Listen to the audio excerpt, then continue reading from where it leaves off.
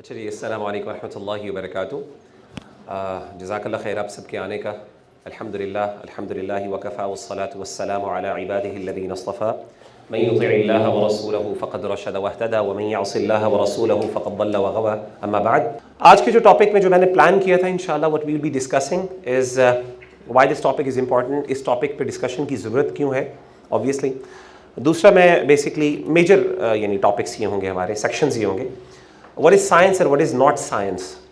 क्योंकि जो मेरी अंडरस्टैंडिंग और मेरी स्टडी है वो इस बेस पर है कि बहुत सी कन्फ्यूजन्स इस टॉपिक पे, इस्लाम एंड साइंस या कुरानिक साइंस या कुरान एंड साइंस, इसमें बेसिकली वो इस चीज़ से स्टेम करती हैं कि हमें पता नहीं होता, शायद हम डिसाइड नहीं कर पा रहे होते कि कहाँ पे साइंस की हदूद हैं और कहाँ पे साइंस की हदूद से चीज़ बाहर की है। ठीक है ना, कहाँ पे गैबियात शुरू हो जाते हैं, मज़हब शुरू हो जाता है, मेटाफिज़िक्स शुरू हो जाते हैं और कहाँ पे फ़िज़िक्स ख़त्म हो जाती। तो ये चीज़ जो है आमतौर पे हम शायद बाज़ुकात नहीं प्रॉब्लम को सॉल्व कर सकते। और टू बी वेरी ऑनेस्ट, ये कोई प्रॉब्लम इतनी आसान भी नहीं, इवन साइंटिस्ट फ़िलासफ़र्स जो हैं वो भी नहीं कर पाते कई दफ़ा। बहरहाल हम आपके सामने कुछ चीज़ें रखेंगे।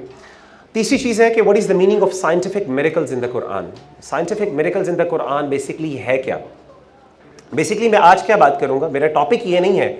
आमतौर पे जब scientific miracles in the Quran की जो टॉपिक दिए जाते हैं तो आपने बड़ी फैंसी बुक्स देखी होंगी ना, वो आप किताबें खोलते हैं और उसके अंदर ना आपको पता चलता है कि जी ये देखें, ये वंडर्स हैं साइंटिफिक मिरेकल्स, ये नई नई थ्योरीज आई हैं और ये 1400 years ago these theories did not actually, यानी इन लोगों को किसी को इस बारे में पता नहीं था, लेकिन 1400 ईयर्स बिफोर कुरान मजीद में इस चीज़ की प्रेडिक्शंस मौजूद थी और आज साइंस ने डिस्कवर की, तो hence this is a miracle. तो ये आम तौर पे इस पर पूरी पूरी किताबें लिखी जाती हैं और बहुत स्ट्रॉन्ग बुक्स लिखी जाती हैं और बड़ी इंटरेस्टिंगली, और ये सिर्फ इंटरेस्टिंगली आगे हम अगर मौका मिला तो बात करेंगे, it's not just people of, यानी मुझ जैसे लोग नहीं लिखते जो ना साइंटिस्ट हैं ना बेसिकली स्कॉलर्स हैं। बेसिकली लिखने वाले बाज़ुकात एक्सट्रीम टॉप लेवल के साइंटिस्ट होते हैं, वो भी लिखते हैं, बाज़ एक्सट्रीम लेवल के स्कॉलर्स भी बाज़ुकात लिखते हैं। तो मतलब कहने का मतलब है हर किस्म के लोग इसके अंदर मौजूद हैं। So this is an approach that actually is commonly dominant these days. ख़ास तौर पे 20th सेंचुरी से ये चीज़ बहुत ज़्यादा डोमिनेट हुई because of certain reason, because of आपको पता है मॉडर्निटी की वजह से और साइंटिज़म की वजह से। इसके बाद जो हमारा जो टॉपिक मैं इंशाल्लाह कोशिश करूँगा वो है डिफरेंट अप्रोचेस क्या हैं, इस हवाले से क्या क्या अप्रोचेस पाई जाती हैं। मुख्तलिफ लोगों ने मुख्तलिफ तरीके से काम किया है, तो मैं थोड़ा सा उसका एनालिसिस आपके सामने पेश करूँगा। कुछ लोग इसके प्रो हैं, कुछ इसके खिलाफ हैं। So what is actually the understanding here, और हम क्रिटिक करेंगे, कोशिश करेंगे कि इसका एनालिसिस कर सकें। और आखिरी चीज़ क्या है कि stipulated conditions for using the right approach. कुछ कंडीशंस जो हैं जो स्कॉलर्स ने मेंशन की हैं, जो मेरा ख्याल है हमें ख्याल रखना चाहिए जब हम इस अप्रोच पर बात करें, तो इंशाल्लाह वो थोड़ी सी मैं आपके सामने डिस्कस करूँगा। सबसे पहले तो मैं ये बात करना चाहता हूँ आपके साथ कि why this topic is important and why this is so much relevant to us. आप सोचते होंगे फिज़िक्स पढ़नी है, मैंने ये इस्लाम कहाँ पे आ गया यहाँ पे, तो वाई इस्लाम का इसके साथ क्या ताल्लुक़ है। तो मैं आपको थोड़ा सा इसका बैकग्राउंड देना चाहता हूँ। देखें, मॉडर्न टाइम्स के अंदर ना, ओवरऑल दुनिया के अंदर अगर आप ग्लोबली देखें, और इवन पाकिस्तान की भी कुछ यूनिवर्सिटीज़ के अंदर जो इस टाइम अपने आप को क्लेम, ये बोस्ट करती हैं कि we are the leading universities in the research, ख़ास तौर पे वहाँ पे एक साइंटिज़म का बिलीफ बहुत ज़्यादा डोमिनेट कर रहा है। साइंटिज़म का बिलीफ क्या है, बेसिकली एक वेस्ट की एक वॉर हुई थी, यानी अगर आप देखें 18 सेंचुरी के अंदर रिलीजन के साथ, क्रिश्चियन चर्च के साथ बेसिकली एक साइंटिस्ट की एक हमेशा से टसल रही, शुरू से स्टार्ट हुई बेसिकली, और उसकी वजह से रेनेसांस पीरियड आया, ये पूरा फ्रेंच रेवोल्यूशन आया, ये पूरी एक कहानी है। बहरहाल उस पर हम अभी टाइम नहीं लगा सकते, लेकिन जस्ट टू नो कि उसके बाद से ओवरऑल दुनिया के अंदर ना रिलीजन को कंसिडर किया जाना शुरू हो गया कि ये एक सुपरस्टिशंस चीज़ों पे बिलीव करता है। यानी रिलीजन जो है ना, ये बेसिकली बिलीफ सिस्टम है। बिलीफ का मतलब है कि you don't need to have any evidence for that. ज़रूरी नहीं है कि आपके पास इसके लिए कोई, मैं कहता हूँ मैं इस चीज़ पे बिलीव करता हूँ, यार मेरा बिलीव है। आमतौर पे हम कॉमन लैंग्वेज भी यूज़ करते हैं ना, वो कहते हैं यार साबित कर, कहता है यार बस मेरा ईमान है इस पर। क्या मतलब है इसका ईमान का? ये स्टेटमेंट हम ये अज्यूम करते हैं कि शायद इसको क्लेम करने के लिए मुझे किसी एविडेंस की ज़रूरत नहीं है। यूज़ करते हैं कि नहीं इस तरह? आई थिंक करते हैं ना थोड़ा बहुत, ऑल्दो डिफरेंट तरीके से भी यूज़ करते हैं, लेकिन एक कॉमन तरीके से ये यूज़ किया जाता है कि मेरे इस पर ईमान है। सो व्हाट एक्चुअली एक चीज़ डोमिनेट क्या कर रही है कि ईमान का ताल्लुक बेसिकली या बिलीफ का ताल्लुक ऐसा है जिसके लिए एविडेंस आपको नहीं चाहिए। ये कॉमन परसेप्शन पाई जाती है। तो रिलीजन जो है बहुत सी सुपरस्टिशंस के ऊपर बिलीव करता है। अच्छा, मज़े की बात ये है, इवन दो रिलीजन जो है बहुत सुपरस्टिशंस पे क्लेम किया जाता है, बिलीव किया जाता है, क्योंकि आपको पता है रिलीजन में बहुत सी गैबियात की बातें होती हैं, गैब की बातें, मौजज़ात की बातें होती हैं, जन्नत में क्या होगा, जहन्नुम में क्या होगा, फ्यूचर में क्या होगा। अल्लाह के रसूल इवन इस्लाम बात करता है प्रेडिक्शंस क्या होंगी, कुर्ब क़यामत के साइंस ऑफ द आवर, बहुत इंटरेस्टिंग ये टॉपिक्स, बहुत कब्र के अंदर क्या होगा फॉर एग्जाम्पल, ठीक है। ये सारी चीज़ें जो है रिलीजन, ऑलमोस्ट हर रिलीजन बात कर रहा होता है इन चीज़ों के बारे में। इसी तरीके से जिन्नात के बारे में बात कर रहे होते हैं, इसी तरीके से फरिश्तों के बारे में बहुत ज़्यादा बातें हो रही होती हैं। तो ये सारी चीज़ें जो है ना, साइंस के नज़दीक ये सब चीज़ें, अगर आप प्योर एथियस्टिक साइंटिस्ट की बात करें तो वो इन चीज़ों को कहता है, वो कहता है ये सब चीज़ें क्या हैं, ये सब चीज़ें सुपरस्टिशंस हैं, इनकी कोई हकीकत नहीं है। मिसाल के तौर पे अगर आप बड़े बड़े साइंटिस्ट की बात करें, जैसे स्टीफन हॉकिंग्स जैसे, आप लोगों की चूँकि फिजिक्स की फील्ड है, इस तरह के ये लोग एथियस्ट थे, अगर आप इनसे बात करें तो they did not actually value these things that much, ठीक है ना। उनके नज़दीक ये चीज़ें इंपॉर्टेंट नहीं थी। ऑल्दो कुछ लोग तो ब्लेटेंटली इनके खिलाफ, रिलीजियस कम्युनिटी के खिलाफ जाके बोलते हैं और बोलते थे, लेकिन कुछ लोग ऐसे हैं वो कहते हैं कि यार मेरा इन चीज़ों से कोई सरोकार नहीं, इनकी हकीकत कुछ भी नहीं। लेकिन इंटरेस्टिंगली आप देखें कि एक बड़ी अजीब बात मैं आपको बताऊं, अगरचे इंसान ज़ाती तौर पे और आजकल दुनिया के अंदर इस चीज़ से भागा जाता है सुपरस्टिशन से, लेकिन करंटली बहुत से, यानी इंसान का दिल और इंक्लिनेशन इन्हीं चीज़ों की तरफ होता है। ये ऑकल्ट साइंसेस जो है ना, ऑकल्ट साइंसेस कहते हैं ये जादू टोना वगैरह ये सारी चीज़ें, अगर आप देखें कि इंसान लोग बड़े इस चीज़ पे बड़े जो है ना वो अट्रैक्ट होते हैं। मिसाल के तौर पे एक बड़ी इंटरेस्टिंग बात है कि हमारे पास जब शुरू में, चूँकि अब तो माशाल्लाह यूथ क्लब, आप लोग जानते हैं यूथ क्लब को, कितने लोग जानते हैं यूथ क्लब को? अच्छा माशाल्लाह, तो आप मेरे बेसिकली यूथ क्लब की वजह से मुझे जानते हैं, मुझे पर्सनली कोई नहीं जानता था। अच्छा चले ठीक, मजाक कर। तो वो यूथ क्लब जो है, जब हम शुरू में टॉपिक्स देते ना, टॉक्स देते थे यूथ क्लब में, तो कोई बंदा नहीं आता था सुनने के लिए। ज़िया भाई भी आए होंगे, मोहम्मद अली भाई, आपने उनकी टॉक्स सुनी होंगी, कोई भी नहीं सुनता था। एक आधा बंदा बैठा, वो भी ज़बरदस्ती, बाजू का खुद बैठे होते थे। तो अच्छा, कुछ ऐसे थे जो, कुछ टॉपिक्स होते हैं जो क्राउड पुलर्स होते हैं, हम उनको कहते हैं ये क्राउड, इनको हम हमारी टाइम के अंदर हनी पॉट्स कहते हैं, कि कुछ हनी पॉट्स होते हैं हमारे। वो टॉपिक्स कौन से होते हैं? वो जिन्नात के टॉपिक्स होते हैं। हम जिन के टॉपिक पे बात करते हैं और रश लग जाता है, वो कहते हैं यार कोई पता नहीं यार, देखते हैं क्या कहते हैं। हालांकि बंदा कोई कहे, इवन फिजिक्स डिपार्टमेंट भी होगा ना, यहाँ पे रखेंगे सारे आ जाएंगे यार जिन्नात के, अलग कहेंगे यार फिजिक्स वाले बंदा कहेगा यार मेरा जिन्नात के साथ क्या ताल्लुक है। लेकिन लोगों का इंटरेस्ट है ज़ाती तौर पर। बाकायदा दुनिया के अंदर आपको पता है ये फ्री मेसन्स, इल्यूमिनाटीज, सुने मैंने वर्ड्स, कितना लोग इंटरेस्ट लेते हैं इसमें। डॉक्यूमेंट्रीज बनी है, बुक्स बनी है, मेरे पास खुद अपनी घर में 4 किताबें पढ़ी हैं सीक्रेट सोसाइटीज़ के ऊपर। तो अगर आप उनकी साइकोलॉजी पढ़ें और किस तरीके से वो ऑपरेट करती हैं और किस तरीके से लोग उसके अंदर ऑनर फील करते हैं कि हम एक ख़ास सोसाइटी का पार्ट है। मिसाल के तौर पे साइंस के अंदर, अगर फिजिक्स डिपार्टमेंट के अंदर एक आप सोसाइटी बना लें, सीक्रेट सोसाइटीज़ ऑफ फिजिसिस्ट्स, तो हर बंदा कोशिश करेगा यार मुझे भी किसी तरीके से अंदर शामिल कर ले। एक ना नेचुरल इंक्लिनेशन है लोगों की। लेकिन इसके साथ साथ हम इन चीज़ों के ऊपर बिलीव जाहिर नहीं करते। लेकिन इंसान बाय नेचर, क्योंकि देखें अल्लाह ताला ने इंसान को बनाया ना, तो अल्लाह ताला ने इंसान के अंदर एक फितरत का कॉन्सेप्ट रखा है। इंसान चाहता है चीज़ें जाने, वो गैब की चीज़ों की तरफ इंक्लाइंड होता है। और सबसे बड़ी गैब चीज़ क्या है? अल्लाह ताला की ज़ात है। अल्लज़ीना युमिनूना बिल गैबी, हम सबसे पहले कुरान मजीद स्टार्ट ही यहाँ से होता है ना, कि आप गैब पर ईमान लेके आएँ। तो कुरान का सबसे पहला ताल्लुक यह है, हिदायत उन लोगों के लिए जो मुत्तकीन है। और मुत्तकीन की पहली निशानी क्या है? अल्लज़ीना युमिनूना बिल गैबी, जो गैब के ऊपर ईमान लेके आते हैं। तो अगर आपका गैब पर ईमान है तो actually now you are Muslim. तो आपका स्टार्ट भी होता है अशहदु अल्ला इलाहा। सवाल पहला ये होता है कि आपने खुदा को देखा नहीं, आपने इस्लाम का आगाज़ ही गैब से किया, ठीक है ना। तो जैसे आई एम टेलिंग यू, तो हमेशा रिलीजियस कम्युनिटीज़ को ये प्रूव किया गया कि आपको क्या है, आपको एविडेंस की ज़रूरत नहीं है, आपको क्या, सिर्फ आपको बिलीफ रखना है। ठीक है, बिलीफ आपका भी होता है, उसका भी बिलीफ है, उसका भी बिलीफ है। फिर बहुत से कॉन्सेप्ट्स आप में से कुछ लोगों ने पढ़ा होगा, फिलॉसफी अगर पढ़ी हो, रिलीजियस प्लूरलिज्म का एक कॉन्सेप्ट आ जाता है, चले उस पर डिस्कशन नहीं, वो एक नेक्स्ट प्रॉब्लम आ जाती है। तो हमेशा ये कंसिडर किया जाता है। तो आमतौर पे जब भी हम रिलीजन की बात करते हैं ना, जब हम दावत, खासतौर पे दावती मैदान में जाते हैं, लोगों को दीन की बात करते हैं, वो कहते हैं यार ये फरसूदा ख्यालात है, कोई आजकल की चीज़ बताओ, ये क्या बातें आप बता रहे हो।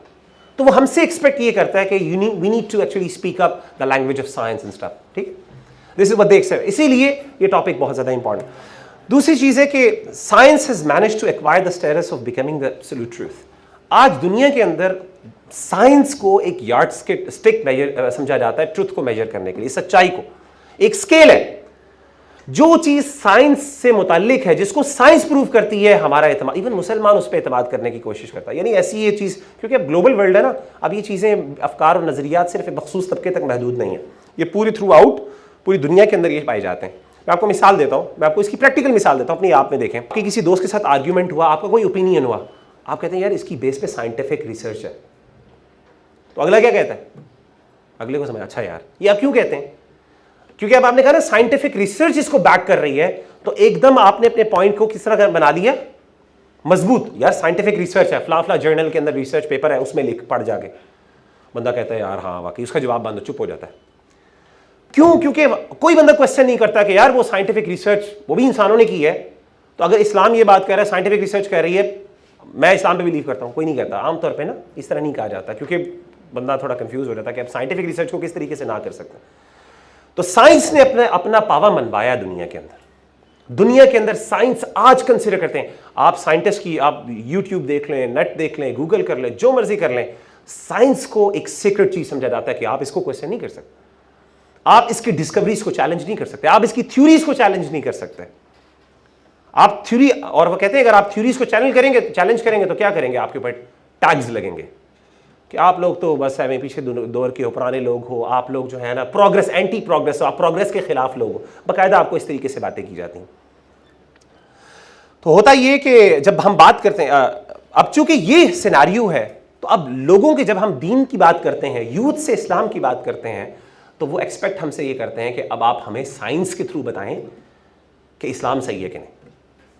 That is actually the main reason why ये किताबें लिखी जाती हैं जो मैंने आपको बताई। आप देखें कि वेस्ट के अंदर जब भी एथीस्ट के साथ उनकी, चले पाकिस्तानियों में तो हम अल्हम्दुलिल्लाह बहुत से लोग माशाल्लाह कन्वेंशनल हैं, मुस्लिम्स हैं, ट्रेडिशन हमारे अंदर कल्चरली मुसलमान हैं, तो हम इतनी चीज़ों को क्वेश्चन नहीं करते अल्हम्दुलिल्लाह, एटलीस्ट इस तरह की यूनिवर्सिटीज़ में। हाँ, अगर आप चले जाएं ज़रा थोड़ी सी first year top tier universities के अंदर, लम्स वगैरह में भी, बिगन हाउस में, वहाँ पे जहाँ पे लिबरलिज्म और इस तरह की गंदगी बहुत ज़्यादा है, तो वहाँ पे जब बात की जाती है, वहाँ पे तो बहुत ब्लेटेंटली इन चीज़ों को, फिर वो तो एग्जिस्टेंस ऑफ गॉड के ऊपर क्वेश्चंस होते हैं हमारे साथ, क्योंकि हम कई दफ़ा हमारी टॉक्स होती हैं, हम जाते हैं, इन टॉपिक्स पे बात होती है, तो बड़े इस तरीके को बाकायदा उसको डिसमेंटल, यानी इन टॉपिक्स को जो है वो बहुत तरीके से, यानी इस्लाम को खासतौर पर बहुत बुरी तरीके से वो उसको क्वेश्चन करते हैं। तो होता ये कि आपको फिर नेचुरली साइंस कोट करनी पड़ती है। आगे में इस पर मजीद डिस्कशन होगी। साइंस कोट करते हैं आप, उनका एकदम एतमाद हो जाता है। मिसाल के तौर पे आपको बड़ी प्रैक्टिकल मिसाल देता हूँ। एक बंदे ने कहा कि हमारे एक भाई हैं, मोहम्मद अली भाई, आपने सुना हुआ, मिसाल के तौर पे उन्होंने बताया, उनका एक्सपीरियंस है। तो उसके साथ किसी भाई ने कहा कि यार ये जिन्नात क्या मजाक है भाई, मतलब लिटरली इस तरीके से टॉन्ट करते हुए, दीन कुरान मजीद में सूरह जिन पूरी मौजूद है और कुरान जिन्नात की बात कर रहा है। हम किस दौर में रह रहे हैं, 21st सेंचुरी में रह रहे हैं, अभी तक जिन्नात में हमारा बिलीफ है, और अगर हम जिन्नात के पीछे लगे रहें तो हम क्या करेंगे। उसने कहा कि अच्छा क्यों, जिन्नात को क्या मसला। उसने कहा कहाँ नजर आते हैं। उसने कहा आपको डार्क मैटर और डार्क एनर्जी नजर आती है। एकदम चुप हो गया। आपने देखी है? नहीं। आप कहते हैं 95% यूनिवर्स जो है वो डार्क मैटर या डार्क एनर्जी का बना हुआ है। चुप हो गया। उन्होंने कहा जब आप उस पर बिलीव कर सकते हैं तो ये कुरान पे नहीं बिलीव कर सकते आप, हालांकि आपने खुद नहीं देखा ना, आपके पास कोई प्रूफ है। आपने अगर कहें ना मैं को दिखाओ मुझे किधर है, आप कहेंगे जी, चुप हो जाएंगे। आपको लंबी चौड़ी एक्सप्लेनेशंस देनी पड़ेंगी, कैलकुलेशंस दिखानी पड़ेंगी, पता नहीं फला रेफरेंसेस देने पड़ेंगे, फला साइंटिस्ट ने कहा, डॉक्यूमेंट्रीज दिखानी पड़ेगी, तब जाके आप। तो just I am giving you the example, this how things work. तो बाज़ वक़्त हमें ये चीज़ें कोड, तो एक्चुअली जब ये किताबें लिखी जाती हैं तो इनके पीछे एक अच्छी सोच होती है। और why they are doing it, ताकि मॉडर्न टाइम्स के अंदर लोग साइंस को जो है वो, बिकॉज दे आर बाउंड, मजबूरी उनकी ये कि साइंस को ट्रुथ समझा जाता है, और अनफॉर्चुनेटली जब तक कुरान की चीज़ उससे रेजोनेट नहीं करेगी, उससे कंफर्म नहीं करेगी, तब तक क्या होगा, उसको ट्रुथ नहीं समझा जाएगा। तो मजबूरन फिर ये कुछ लोगों ने क्या किया, कुछ लोग तो मजबूरन ये करते हैं और कुछ लोग बाय चॉइस भी करते हैं। आगे हम इंशाल्लाह उनकी डिस्कशन करेंगे मुख्तलिफ अप्रोचेस के हवाले से, अगर हमें टाइम मिला तो। वरना इंशाल्लाह मेरा इस पर अनकरीब में बहुत डिटेल हमारा स्टडी सेशन भी होने वाला है डिटेल में, जिसमें हम बहुत रिसर्च पेपर्स भी पढ़ेंगे, स्टडीज़ भी इंशाल्लाह अगर मौका मिला तो उस पर भी आप लोग शरीक हो सकिएगा। तो उसमें हम अभी बहुत से एस्पेक्ट हैं शायद हम ना इसमें कवर सकें, बट लेट्स ट्राई इंशाल्लाह। सवाल ये है कि ये जो चीज़ है, क्या ये अप्रोच जस्टिफाइड है कि नहीं है। So it's a question. सबसे पहली बात है, ऑब्वियसली ये जस्टिफाइड नहीं है। जब यूथ हमसे आपसे एक्सपेक्ट करते हैं कि you prove Quran from science और you prove Islam from science, तो ये जस्टिफाइड इसलिए नहीं है क्योंकि Quran is not a book of science. Quran never claims that it's a book of science. So you cannot actually go on and expect the Quran to actually speak a scientific language with you. आगे हम बात करेंगे कुरान की language क्या होती है, वो scientific language क्या, कुरान ऐसी लैंग्वेज बोलता है, ऐसी लैंग्वेज में एड्रेस करता है जो साइंटिफिकली एक्यूरेट होती है या नहीं होती है। ये पूरी अलग डिस्कशन है हमारी, इंशाल्लाह इस पर डिस्कशन होगी अगर मौका मिला तो। लेकिन एक्चुअली कुरान मजीद by default it's not a book of science किसी जगह पे भी। और जितने लोग हैं जिन्होंने ये किताबें लिखी हैं, चाहे वो इसको साइंस को जितना मर्जी बड़ा इंपॉर्टेंट समझ ले, वो इस बात पे बिलीव करते हैं हाँ वाकई कुरान मजीद एक बुक ऑफ साइंस नहीं है। तो जब बुक ऑफ साइंस नहीं है, yes religion Islam is not a religion of science, so how can you expect them to actually be 100% accurate or 100% be conforming with the modern discoveries and the theories? It's not necessary. हो जाए ठीक है, but it's not necessary. तो ये expectation रखना कि मुझे science से प्रूव करो तब जाके मैं कुरान को मानूंगा, ये बोगस बात है. It's not even true. It's not even, ये एक्सेप्टेबल नहीं है. ठीक है. दूसरी चीज ये है कि दूसरी बात ये कि देखें हर साइंस की ना एक लिमिटेशन होती है. बायोलॉजी है ना, उसकी एक अपनी लिमिटेशंस है. बायोलॉजी के अंदर आपने देखे होंगे पैराग्राफ्स होते हैं, वर्ड्स होते हैं, ऐसे है ना. क्या आपने मैथमेटिक्स की बुक्स के अंदर पैराग्राफ्स वगैरह देखे हैं? डिस्क्रिप्शंस क्या होते हैं? फॉर्मूलीज होते हैं ना, आपके पास नंबर्स होते हैं, दीज थिंग्स, डिजिट्स होते हैं, प्लस माइनस होते हैं. लेकिन ये चीज़ आपको बायोलॉजी में नजर नहीं आती. हर साइंस की, हर फील्ड की अपनी एक स्कोप होता है. साइंस जो है बाय डिफॉल्ट, अभी मैं आगे बताऊंगा, by default actually does not speak on the metaphysics. It talks only about something that is natural, that can be tested and that can be tried in according to our 5 senses. जो हमारे 5 senses के अंदर चीज आ जाती है, जो उसके through हम एक्वायर कर सकते हैं नॉलेज को, सिर्फ उस पर बिलीव करती है, अपने आप को रिस्ट्रिक्ट करती है साइंस. साइंस से अपनी लिमिटेशंस बड़ी अच्छी तरीके से डिस्क्राइब की है. लेकिन ये होता ये है कि हम लोग, लेकिन दुनिया के अंदर ऐसा रिलीजन, ऐसे सेक्रेट चीज प्रेजेंट कर दी गई है हमारे साथ. और वो कौन लोग हैं आगे मैं बताऊंगा. साइंस के पॉपुलराइजर्स, जिनको पॉपुलराइजर्स ऑफ साइंस कहते हैं, इनमें से 1-2 बंदों के नाम भी मैं आपको बताऊंगा. हो सकता है आपने सुने भी हो, आपके टीचर्स प्रोफेसर्स ने, तो जाहिर डेफिनेटली उनका पता होगा. तो वो जब भी है, वो लोग उन्होंने ये प्रेजेंट किया कि साइंस जो है ना यार, इसको आप कुछ नहीं कह सकते, इट्स अ सेक्रेट थिंग. यानी जो बेसिकली वो कहते थे कि दुनिया में कोई चीज सेक्रेट नहीं होनी चाहिए. और उससे भाग के उन्होंने क्या किया, दूसरी एक्सट्रीम पे जाके साइंस को सेक्रेट बना दिया और उसको मजहब बना दिया. उनकी अपनी किताबें, उनके अपने रसूल, अपने मैसेंजर्स हैं लिटरली. यानी वो अपने साइंटिस्ट को इसी तरीके से डील करते हैं, उन पे ऐसा ही ईमान रखते हैं जिस तरीके से वो हमें ताने देते हैं कि आप अपने नबियों पर ईमान रखते हैं. एक्चुअल में अगर आप इन लोगों से डील करें तो science is not the only way to determine truth. देखिए, आप में से किसी ने एपिस्टेमोलॉजी पढ़ी है? एनीवन? एपिस्टेमोलॉजी नाम सुना? अच्छा, एपिस्टेमोलॉजी क्या होती है? It's basically the philosophy of knowledge. Epistemology के अंदर डिस्कस होता है कि किसी चीज को आप प्रूव कैसे करते हैं. एविडेंस क्या होता है, यानी दलील क्या होती है. एक चीज को आपने साबित करना है तो उसकी किस तरीके से आप साबित करते हैं. साइंस जो है एक वे है ट्रुथ को सीखने का, या सच्चाई को, या हकीकत को, या नेचुरल फिनोमेना को टेस्ट करने का, या उसको एक्वायर करने का, उसको समझने का. This is one way. लेकिन एक और वे भी है जिसमें रिलीजन बिलीव करता है. मेनली, प्राइमरीली रिलीजन इस पे भी बिलीव करता है, लेकिन रिलीजन एक और चीज पे बिलीव करता है, वो है टेस्टिमनी, शहादत पे. मिसाल के तौर पे हमें कैसे पता चला अल्लाह ताला मौजूद है? कैसे पता चला? नबी ने बताया ना, कुरान मजीद में हमने पढ़ा ना, एक गवाही मिली और हमने देखा कि वो नबी कभी जिंदगी में उसने कोई उससे गलती नहीं हुई, कोई झूठ नहीं हुआ, ये सारी चीजें हमने की ना. तो वी एक्चुअली बिलीव कि ये बंदा अगर ये बात कर रहा है, जैसे हज़रत अबू बकर सिद्दीक ने क्या कहा, मेराज का वाकया हुआ तो लोगों ने कहा कि ये क्या हो गया, अगर कोई बंदा ये कहेगा तो आप क्या बिलीव करेंगे? तो उन्होंने कहा ये किसने बात कही है? उन्होंने कहा मोहम्मद. उन्होंने कहा अगर मोहम्मद ने कही है मैं बिलीव करता हूं उन पे, सल्लल्लाहु अलैहि वसल्लम. जब भी मोहम्मद सल्लल्लाहु अलैहि वसल्लम कहूँगा, सल्लल्लाहु अलैहि वसल्लम जरूर कह दिए करें. या आप सल्लल्लाहु अलैहि वसल्लम का हक है कि उनके ऊपर दरूद पढ़ा जाए जब भी उनका नाम लिया जाए.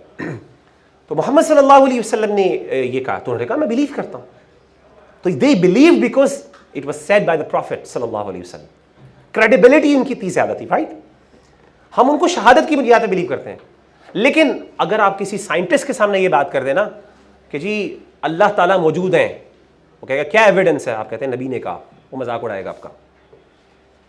लेकिन वो ये समझता, क्योंकि उसके नजदीक सच्चाई को जज करने का वाहिद जरिया क्या है? Through science. 5 सेंसेस के अंदर जो चीज आ जाए, जो साइंटिफिक प्रोसेस और मेथड के थ्रू हो जाए, चीज प्रूवन हो, जिसको साइंस प्रूव कर दे, वो basically is the only right way to the truth. वो आमतौर पे यही कहते हैं. लेकिन अजीब बात, मजे की बात आपको मैं बताऊं, ये जो टेस्टिमनी है, अगरचे वो मुंह से ये बातें करते हैं और वो रिलीजन का मजाक उड़ाते हैं, लेकिन हकीकत में वो इसके ऊपर खुद डिपेंडेंट है. आप में से कितने ऐसे लोग हैं जिन्होंने फिजिक्स डिपार्टमेंट, फिजिक्स के बारे में यानी थ्योरीज पढ़ी हैं और उन्होंने एक्चुअल में जाके लैब पे उनको टेस्ट भी किया? कितने ऐसे हैं? और अगर आपने वो टेस्ट थ्योरीज की हैं तो कितने % है वो थ्योरीज जिन पे आप बिलीव करते हैं, जिनको आप शायद लॉ भी मानते हो, लेकिन आप उनके ऊपर बिलीव करते हो कि ये सही थ्योरीज है? नहीं. क्या सुना हुआ आपने? फलां साइंटिस्ट ने की थी ना, उसने किताब में लिखा, आपने उस पर ट्रस्ट किया ना. ये क्या चीज है? शहादत है, टेस्टिमनी. मेजॉरिटी दुनिया के अंदर इवन एक साइंटिस्ट दूसरे के ऊपर ट्रस्ट कर रहा होता है. ब्लैक होल्स के बारे में स्टीफन हॉकिंग से बात की, आप कहते जी ब्लैक होल्स हैं, क्या आप में से किसी ने देखे ब्लैक होल्स? स्टीफन हॉकिंग के ऊपर आपका ईमान और इत्मीद है, हालांकि वो बंदा मुसलमान यानी एथीस्ट था, he did not even believe in the religion, लेकिन आप कहते हैं आपका इतना ट्रस्ट है उसके ऊपर, है कि नहीं है? टेस्टिमनी से आप भाग नहीं सकते। दुनिया के अंदर अगर आप टेस्टिमनी से भाग जाए ना तो आप दुनिया में कुछ भी नहीं कर सकते, टू बी वेरी ऑनेस्ट। छोटी छोटी चीजें दुनिया के अंदर, यानी छोटी छोटी बेसिक बातें जो है आप सर्वाइव ही नहीं कर सकते। मिसाल के तौर पे बड़ी मिसाल तो बड़ी फजूल सी है, लेकिन कोई बंदा ये कहे, अब आप बड़े हुए हैं, आपके माँ बाप ने कहा आपको कि आप बेटा मेरे बच्चे हैं, अब कोई बंदा क्वेश्चन करे नहीं मैं जब तक साइंटिफिकली वेरीफाई नहीं ना करूंगा तब तक मैं नहीं मानूंगा मैं बच्चा हूँ कि नहीं इनका, और साइंटिफिकली एक पूरा प्रोसेस से गुजरूंगा, मेरे पास बाकायदा मेरे पास रिकॉर्ड्स आएंगे, कोई वीडियो हो जिसके अंदर कैमरा यानी कोई इस तरह, तब तक मैं नहीं मानूंगा। मतलब इट्स फजूल बात। लोग क्या कहेंगे, पागल आदमी है ना, ऐसे ही है। दुनिया के अंदर ये चीज़ें कुछ हैं जिनको सवाबित कहते हैं, they are accepted and they are believed on. तो होता ये है कि science is not the only way to determine the truth. There are number epistemologies, पूरी साइंस है, फिलोसफर्स है, और उसमें सिर्फ मुसलमान नहीं है, बहुत से लोग हैं, नॉन मुस्लिम्स ज़्यादा हैं उसके अंदर, इस साइंस के अंदर। And they have number of ways कि आप सच्चाई तक पहुंचने के मुख्तलिफ रास्ते हैं, और आप पहुंचते हैं और लोग पहुंचते हैं। जैसे मैंने आपको बताई कि हम testimony is one of the biggest way जो हमारा दीन इस्तेमाल करता है। हमारा दीन वैसे मल्टीपल चीज़ों को यूज़ करता है, लेकिन एक बहुत बड़ा वे हमारा गैब की बातों पे वो टेस्टिमनी के ऊपर बिलीव करता है। साइंस की जैसे मैंने आपको पहले बता दी, इसकी अपनी लिमिटेशंस है, ज़ाहिर है हर फील्ड की अपनी लिमिटेशंस है कि ये मेटाफिजिक्स पर बात नहीं कर सकती, ये वाई का आंसर नहीं दे सकती, ये वट का आंसर तो दे सकती है, लेकिन वाई एटर्नल कॉज की बात नहीं कर सकती। आगे चल के हम इंशाल्लाह इसको साइंटिस्ट की बात भी करेंगे, मैं कुछ कोट्स भी आपको दिखाऊंगा तो उसको वहाँ पे ज़्यादा एक्सप्लेन कर देंगे इंशाल्लाह। तो कहने का मतलब ये कि खुलासा ये था कि ये एक्सपेक्ट करना कि जब तक, मेरा खुलासा ये, सारी कहानी सुनने के बाद खुलासा इसलिए बयान कर रहा हूँ कि अगर वो ना समझ आए तो ये तो समझ आ जाएगा इंशाल्लाह, ठीक है। खुलासा ये है कि ये अज्यूम या एक्सपेक्ट करना कि तब तक हम किसी सच्चाई को मानेंगे नहीं, चाहे वो कुरान हो, चाहे वो नबी हो, चाहे कोई भी हो, अनलेस के वो साइंटिफिक मेथड से या साइंस उसको ना उसकी गवाही दे या शहादत दे। It's wrong, it's not even accepted by the scientist themselves. जो लोग एक्चुअली इसको पॉपुलराइज करते हैं वो साइंटिस्ट जरूर हैं, पर वो साइंस की रियलिटी को नहीं समझते। And there is a difference between knowing science and knowing the reality of science. I am gonna tell you why. इसके ऊपर पूछिए, अलग साइंस है। There is a difference between science and the philosophy of science. ये पहला point है सबसे अहम, कि देखें एक होता है साइंस, एक होता है साइंटिस्ट होता है लैब में। मैं आपको let me give you a baby example. एक साइंटिस्ट है, वो लैब के अंदर क्या कर रहा है, he is doing a science, तजर्बा कर रहा है, एक्सपेरिमेंट्स कर रहा है, पूरी वाइट कोट पहना हुआ, बाल बेचारे के बिखरे हुए हैं, आधे बाल गायब हो चुके हैं, ठीक है।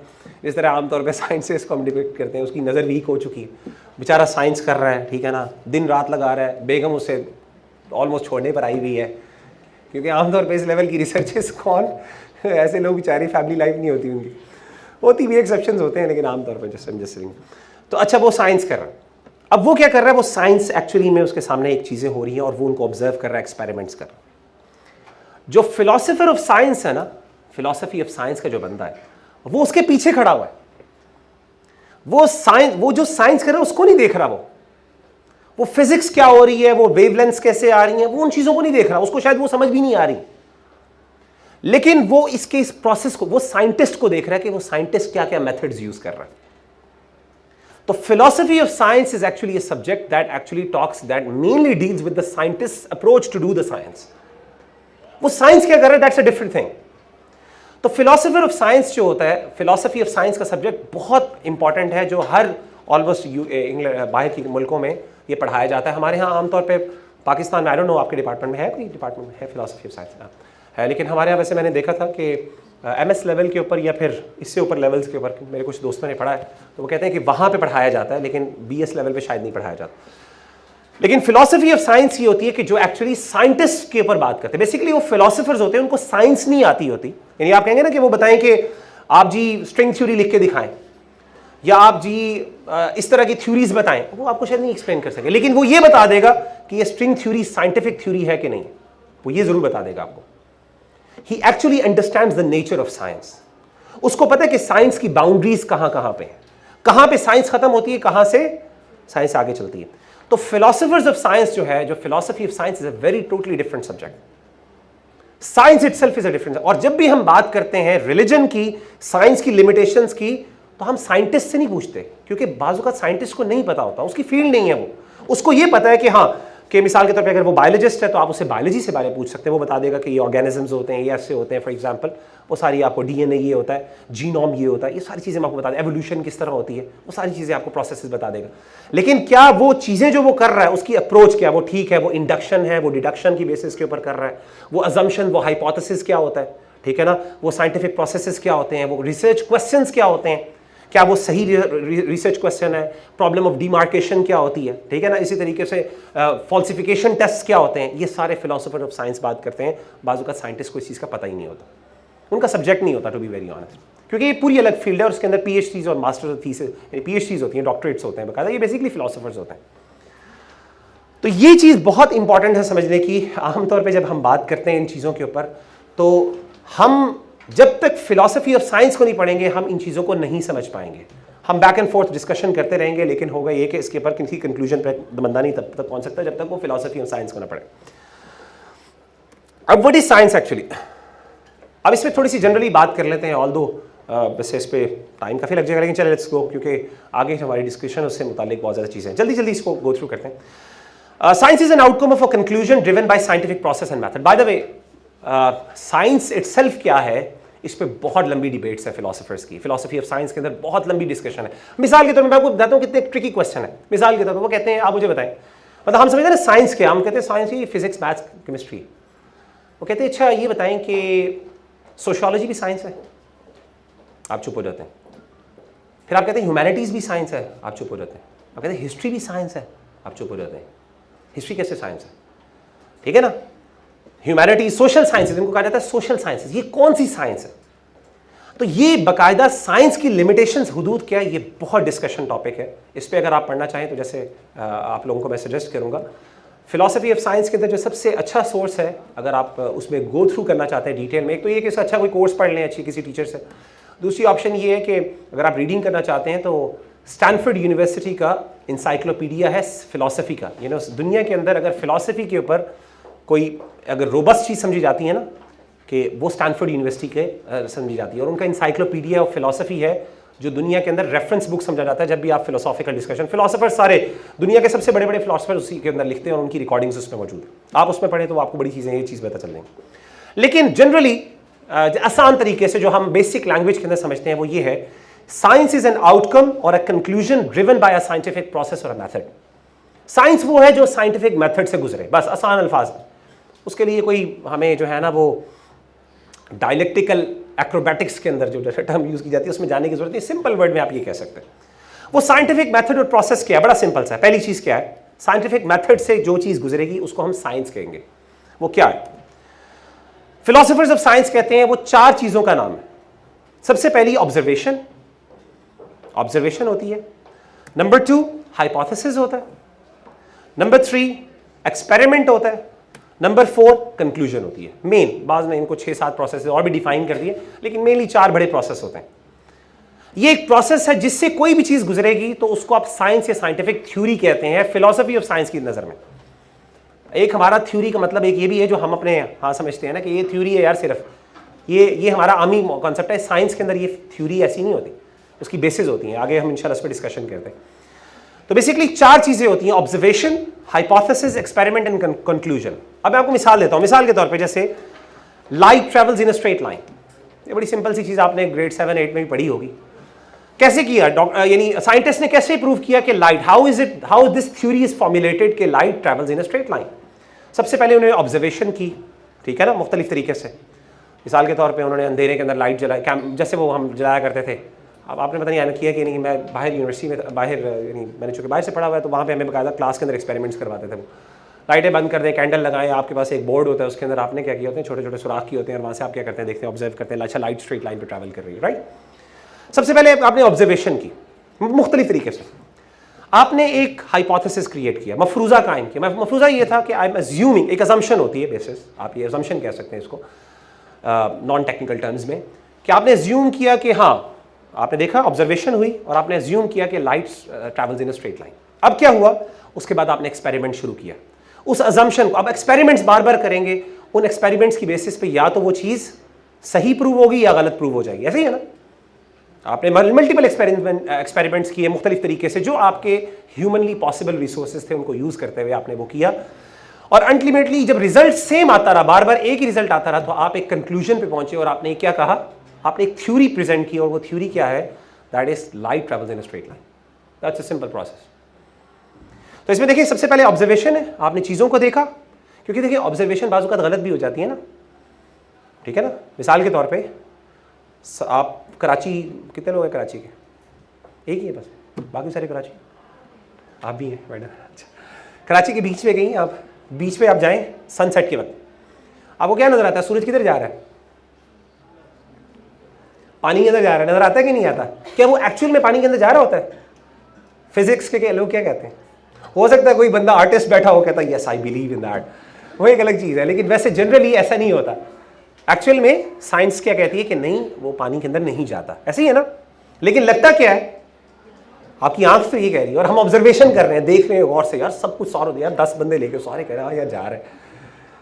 लेकिन फिर आप एक्सपेरिमेंट्स करते हैं, आपने हाइपोथेसिस क्रिएट किया कि पानी के अंदर समुद्र जाता है मिसाल के तौर पे, अब आपने एक्सपेरिमेंट्स करना शुरू हुए।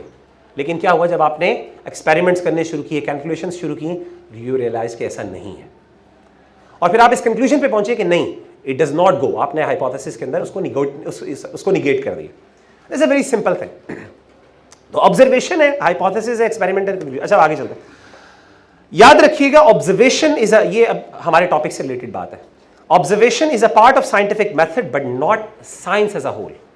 Observation is a part of scientific method and process but not the science as a whole. हमारे यहां आमतौर पे ऑब्जर्वेशन को क्या कहा जाता है?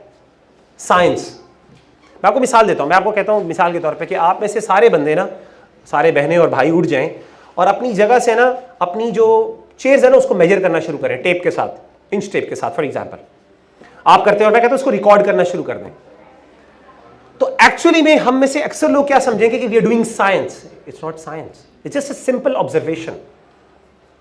ठीक है, हमारे यहां ऑब्जर्वेशन को आमतौर पे कंफ्यूज किया जाता है with what, with science. This is not actually the case. आगे मैं थोड़ा सा एक्सप्लेन करता हूं। मिसाल के तौर पे मैं आपको एक मिसाल देता हूं।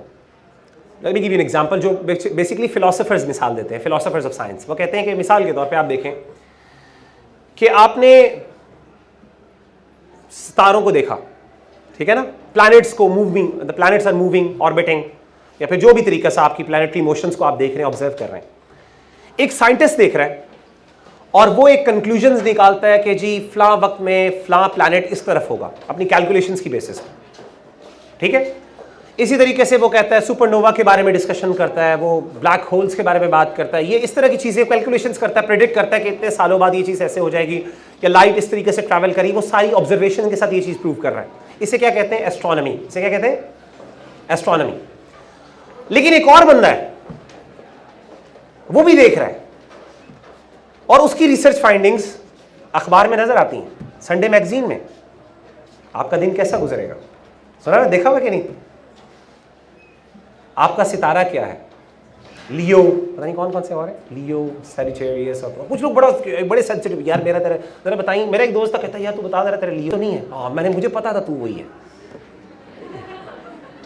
कभी कह रहा हो ना यार ये बंदे बड़े, तू वो तो नहीं, सैजिटेरियस है। हाँ मुझे पता था, हरकतें ही वही है, पता चल रहा है, साफ पता चल रहा है। इस तरह लोग करते हैं कि नहीं करते? इसे क्या कहते हैं? एस्ट्रोलॉजी। पाम रीडिंग देखा है ना आपने, पाम रीडिंग की जाती है, और ये किस तरह देखिए, सितारों को देखिए। आज आपका सितारा ही है, आपके सितारे की बात है। अब ये क्या, ये भी देखिए, एक एस्ट्रोनॉमी है और एक एस्ट्रोलॉजी है। दोनों क्या कर रहे हैं, किसको देख रहे हैं? ऑब्जर्वेशन दोनों में है कि नहीं? उधर भी ऑब्जर्वेशन है, यहां पे भी ऑब्जर्वेशन है। क्या ये दोनों साइंसेज है? इनको साइंस नहीं कहा जाता, कोई भी नहीं साइंस कहता। ठीक है, तो जो बंदा इन दोनों को साइंस कहेगा वो क्या कहेगा? वो कहेगा it's not actually, by the way, माजरत के साथ, ये साइंस नहीं है। एक को सूडो साइंस कहते हैं और एक को साइंस कहते हैं। मैं बता ये रहा था कि साइंस जो है इटसेल्फ जो है, observation is just a part of science. अब देखिए कुरान मजीद किस बात की करता है? कुरान मजीद ने किसी आयत में आपको पता हो ये कहा हो कि साइंस करो? कुरान मजीद ने किस चीज की बात की है? ऑब्जर्वेशन की। अफला तुबसिरून, क्या तुम देखते नहीं? बसार तफसीर क्या होता है? अच्छा केयरफुल ऑब्जर्वेशन करना। आसमान को देखो, क्या तुमने, अवलम यरो, क्या उन्होंने नहीं देखा? अलम तरौ, क्या तुम नहीं देखते? बार बार जो है ना, यरा, देखना, ऑब्जर्वेशन, इस तरह के वर्ड्स यूज किए जाते हैं बिकॉज ऑब्वियसली ऑब्जर्वेशन हर बंदा कर रहा होता है। एक जो सफाई करने वाला है ना बंदा, जेनिटोरियल स्टाफ का जो बंदा है, जेनिटर जिसे हम कहते हैं, वो भी ऑब्जर्वेशन कर रहा होता है, उसको भी सितारे नजर आ रहे होते हैं, और एक साइंटिस्ट भी देख रहा होता है, दोनों देख रहे होते हैं। दोनों की assumptions, अंडरस्टैंडिंग्स, उनकी कंक्लूजन्स बिल्कुल डिफरेंट होती हैं, but they are all watching observation. Observation जो अल्लाह ताला उससे चाहते हैं ना कि उन आयात से समझें, वो दोनों देख सकते हैं उसमें, उनको दोनों को समझ आ सकती है। आगे मैं बताऊंगा क्या मकासद होते हैं अल्लाह ताला जब ये कहते हैं, तो this is actually the real thing. तो हम आमतौर पे कंफ्यूज क्या करते हैं, हम सूडो साइंस वो होती है, अभी भी एक फिलोसफी ऑफ साइंस में लंबी डिस्कशन है कि एक्चुअली सूडो साइंस क्या होती है, should we call it pseudo science, should we call it non science, should we call unscience, ये पूरी बकायदा डिस्कशंस मौजूद है। बहरहाल I don't go to common term pseudo science है। सूडो साइंस क्या है, स्कॉलर्स कहते हैं, फिलोसफर्स कहते हैं, a pseudo science is something, it is not scientific, दो कंडीशंस है, दो criteria. Anything is not a science if it is not scientific, क्या मतलब है, साइंटिफिक प्रोसेस और मेथड से नहीं गुजरी। दूसरी चीज, its major proponents try to create the impression that it's scientific. Pseudo science वो होती है, साइंस का लफ्ज़ इसलिए साथ लगता है, हकीकत में वो साइंस नहीं होती, लेकिन उसके जो प्रपोजर्स होते हैं वो एक्ट ऐसे करते हैं, शो ऐसे करते हैं कि ये साइंस है, ये एक्चुअल में कुछ थिंग है, this is something that is happening. इसकी वो मिसाल क्या देते हैं, इसकी मिसाल एल्केमी की मिसाल देते हैं। एल्केमी का पता है आप लोगों को क्या है? गजाली की किताब भी है ना, इमाम गजाली की, the alchemist, the Alchemy of happiness. Anyways, alchemy क्या था, basically it's a pseudo science. Actually सारे उसमें आपकी बाकायदा एक्सपेरिमेंट्स भी होते हैं, केमिस्ट्री भी इन्वॉल्व होती है। बेस जो मेटल्स होते हैं उनको आप किस में कन्वर्ट करने की कोशिश करते हैं, गुड मेटल्स के अंदर। बेस मेटल्स और आप लेड को कन्वर्ट करने की कोशिश करते हैं, गोल्ड बनाए। यह है ना कि क्या ये बड़ी, इसमें बड़ी थ्योरीज भी मौजूद हैं, और बल्कि मजे की बात है, pseudo science is basically term use भी इन लोगों के लिए की गई थी कि अल्केमिस्ट क्या करते थे, उनकी पूरी एक्सपेरिमेंट्स और कोशिश होती थी किसी तरीके से हम साइंस यानी लेड को हम गोल्ड बना सके। Creation of gold is was there purpose, chemistry को यूज करते हुए, एक्सपेरिमेंट्स को यूज करते, लेकिन हमेशा से उसको सूडो साइंस कहा जाता है। एस्ट्रोलॉजी सूडो साइंस, होम्योपैथी को भी आपको पता है सूडो साइंस कहा जाता है। ये सारी चीजें क्या है, इनको सूडो साइंस कहा जाता है। बिकॉज क्यों, दो चीजें, because they are not actually part of the science, ये साइंटिफिक प्रोसेस और मेथड्स को नहीं फॉलो करती, और दूसरी चीज है इंप्रेशन यही होता है कि ये साइंस है, और लोग इस पे बिलीव और ट्रस्ट भी ऐसे ही करते हैं जैसे साइंस पे ट्रस्ट किया जाता है। तो इसको सूडो साइंस कहते हैं। अच्छा, ये बड़ा इंपॉर्टेंट पॉइंट है। A pseudoscience may not be wrong altogether, it's just that it does not meet the scientific criteria. Examples include creationism, harnessing the energy from the jinns। ये बड़े मजे की बात। देखिए, सूडो साइंस जब हम एक बात कहते हैं ना, तो हमने पहले बात की थी कि science is not the only way to acquire the truth. सच्चाई को हासिल करने का या पहचानने का साइंस वाहिद जरिया नहीं है, मल्टीपल जराए है ना, हमने बात की, जैसे टेस्टिमनी भी है और भी चीज़ें, इंट्यूशन भी है, ये पूरी एक फिलोसफी का सब्जेक्ट है। एनीवेज, साइंस जो है is not the only way to acquire the truth. अब साइंस क्या करती है, जो चीज किसी और तरीके से ट्रूथ एक्वायर किया गया हो, साइंस कहती है साइंस नहीं है, वो सूडो साइंस है। और चूंकि वो सूडो साइंस है, इसलिए अज्यूम किया जाता है, अज्यूम ये किया जाता है कि it's not real, it's fake, baseless. जैसे मैंने शुरू में बताया ना, इंप्रेशन ये क्रिएट किया गया, लेकिन ऐसा नहीं होता। कई ऐसी चीजें जिनको सूडो साइंस कंसिडर किया जाता है, but they are actually truth. मिसाल के तौर पे बड़ी बेसिक मिसाल है क्रिएशनिज्म। क्रिएशनिज्म क्या होती है, किसी को पता? मैं आपको वैसे एक बताऊं, ऐसे एक आपको बड़ा भाई समझ लें, एक टीचर की समझ लें एडवाइस। अगर आपने दुनिया में कोई काम करना है ना, लिटरली, अगर आप वाकई, अगर आप कहते हैं नहीं बस मेरा कोई प्लान नहीं है, चलने दें, जैसे चल रही है ठीक है, गुड है, काइंडली इस चीज़ को ज़िंदगी से निकाल दें, आप सोशल मीडिया को निकालें और actually read book, start reading it. और मैं आपको बताऊं, हम जितने ज़्यादा हमें इंफॉर्मेशन दी जा रही है ना, उतने ही हम ज़्यादा मिस और अनइन्फॉर्म्ड लोग हैं।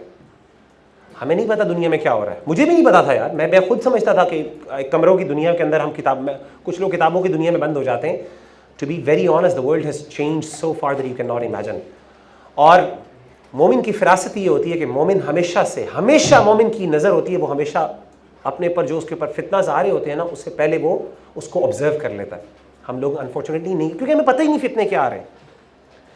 ये जो मैं डिस्कशंस आपके सामने रख रहा हूँ ना, जो शायद आप समझ रहे हैं कि यार ये कौन सी डिस्कशन हो रही है, ये 1980s की और 1800s की डिस्कशंस है।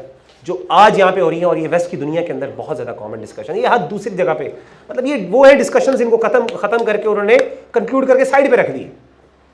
और हम हैरान हो, अच्छा ये भी बात थी, ये भी मैंने कभी सुना था, ये भी बात है, ये बड़ी अजीब बात है, मैंने कभी नहीं सुना था इस बारे में।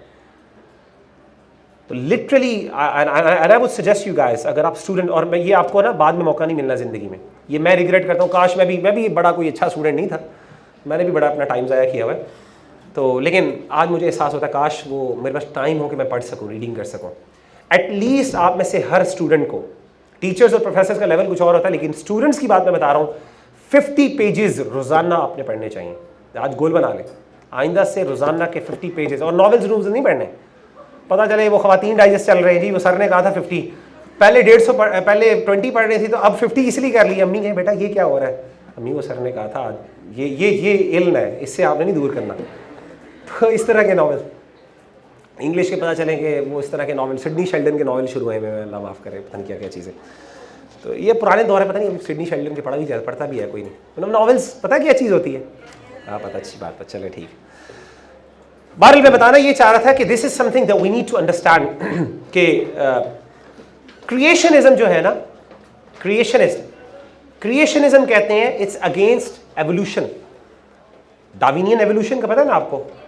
डार्विनियन एवोल्यूशन ये है कि इंसान जो है वो आपने सुना है आसान टर्म्स में, वैसे वो है नहीं, ऐसे बंदरों से इंसान आया, सुना मैंने अभी ये सुना सारों ने ना, आसान टर्म्स में यही डार्विनियन एवोल्यूशन है एक किस्म का, लेकिन ये हकीकत में ऐसी एवोल्यूशन नहीं, लेकिन just to give you the wrong idea, एक आइडिया।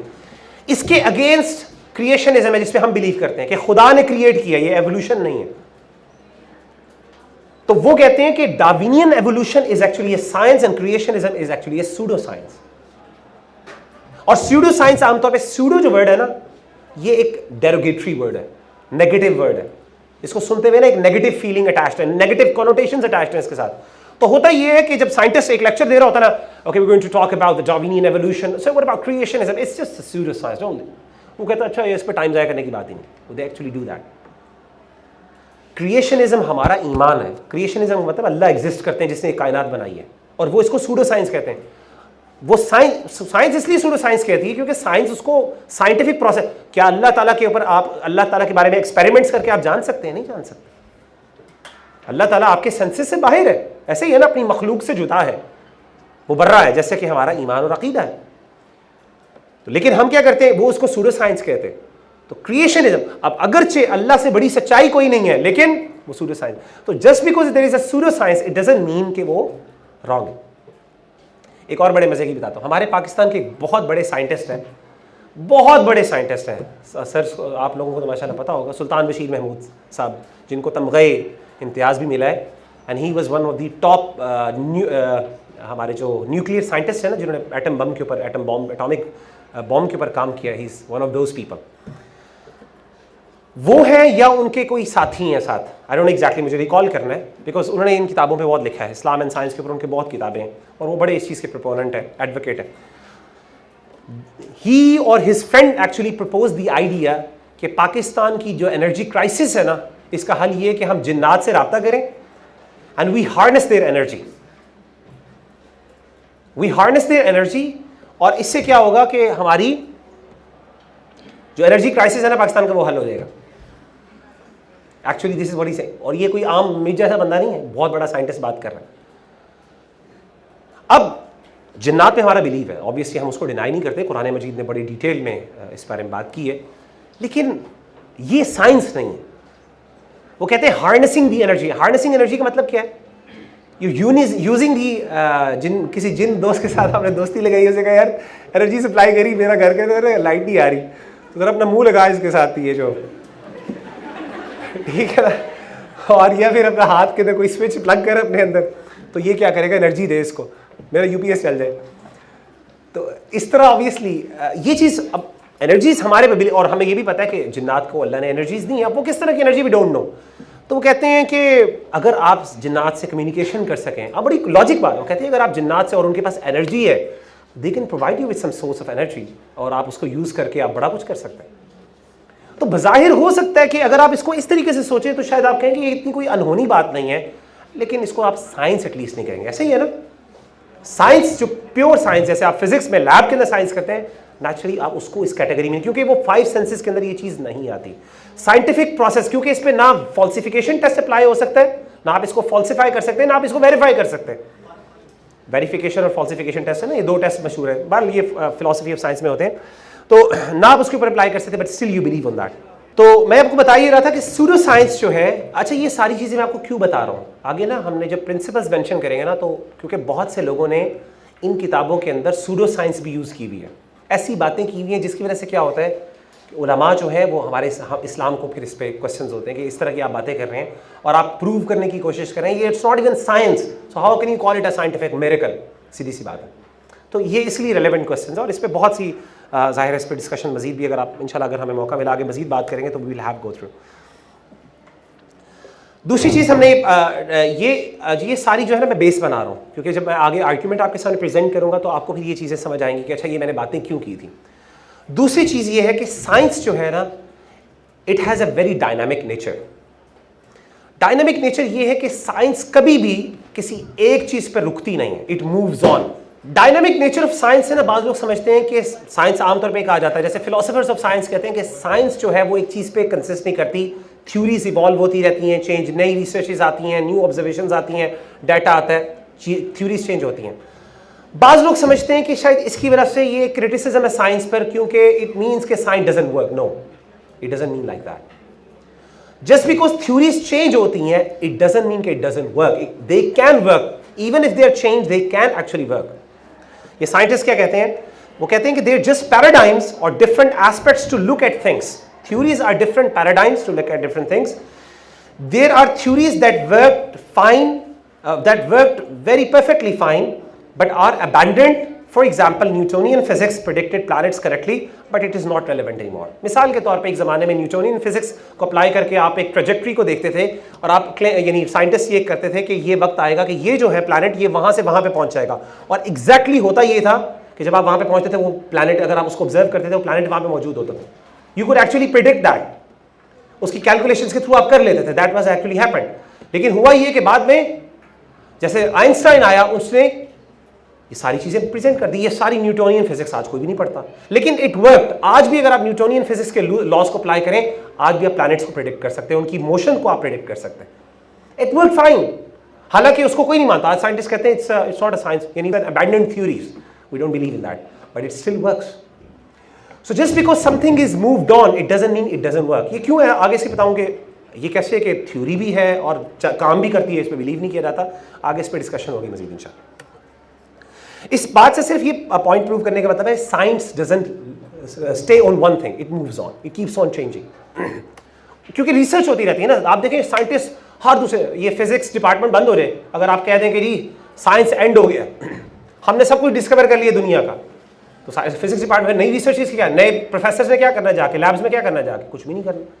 तो वो they are constantly predicting, they are constantly falsifying, they are constantly challenging their claims. अच्छा ये थ्योरी इसको चैलेंज करते हैं, लेट्स क्लेम दैट। मिसाल के तौर पे बिग बैंग को चैलेंज किया गया, बहुत सी थ्योरीज आपके सामने बिग बैंग की, ठीक है ना। स्पेस के बारे में आगे हम बात करेंगे, बहुत सी आजकल रिसर्चेस जारी हैं, लोग कर रहे हैं। इवन जो मैंने आपको लाइट की बात की, and correct me if I'm wrong because I'm not a person of physics, but you can correct me if I'm wrong, even ये जो light travels in straight line, even that is now being questioned. They said कि मतलब वो भी करती है, but it serves in the curves as well. Wave form के अंदर भी light travel कर सकती है in some cases. They have actually observed that. Dual nature बहुत जी हाँ, ड्यूल नेचर और भी बड़ी इसके बारे में बात है। मतलब दिस इज एक्चुअली, हालांकि 400 years, for 400 years it was unquestionable और कहा जाता था light travels in straight line, लेकिन आज आप डिस्कशन कर रहे हैं, और this is the beauty of science, because you keep on challenging, you keep on questioning, you keep on assimilating your knowledge.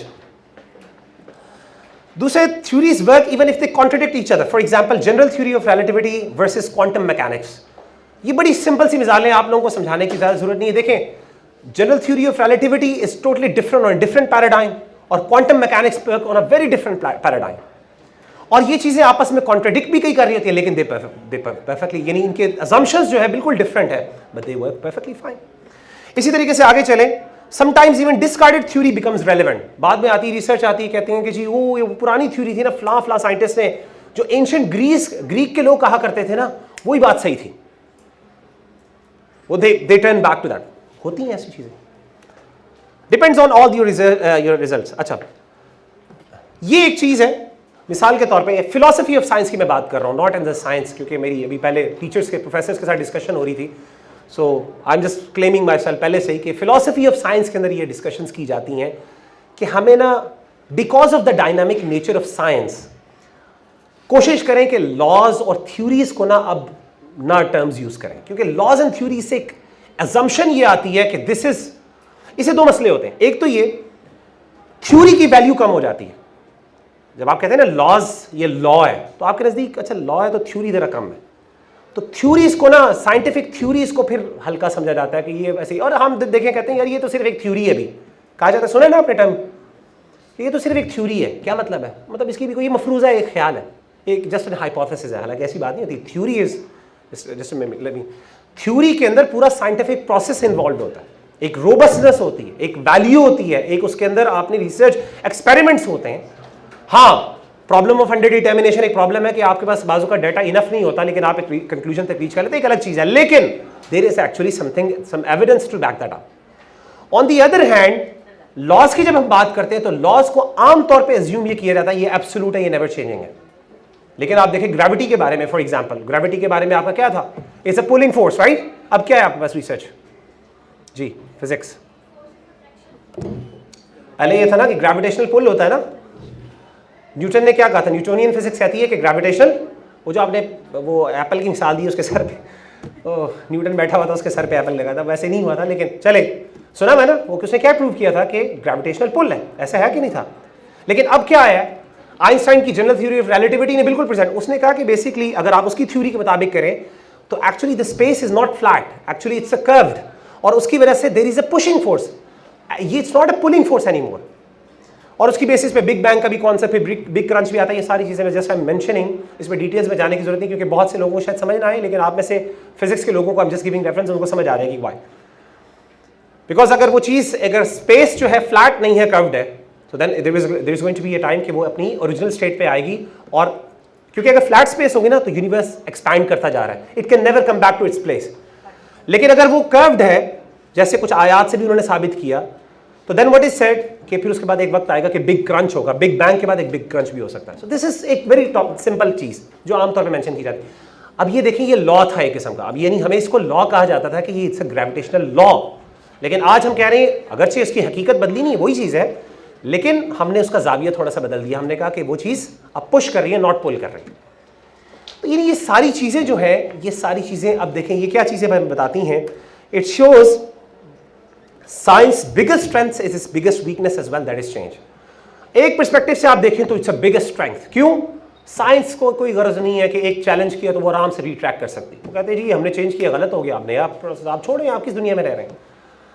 और ये उसकी बिगेस्ट वीकनेस भी है। क्यों वीकनेस है? इस वीकनेस है कि यार तुम्हारा कोई दीन ही माने, यानी एक चीज पे आते हैं हम किस में बिलीव करें, इस पे।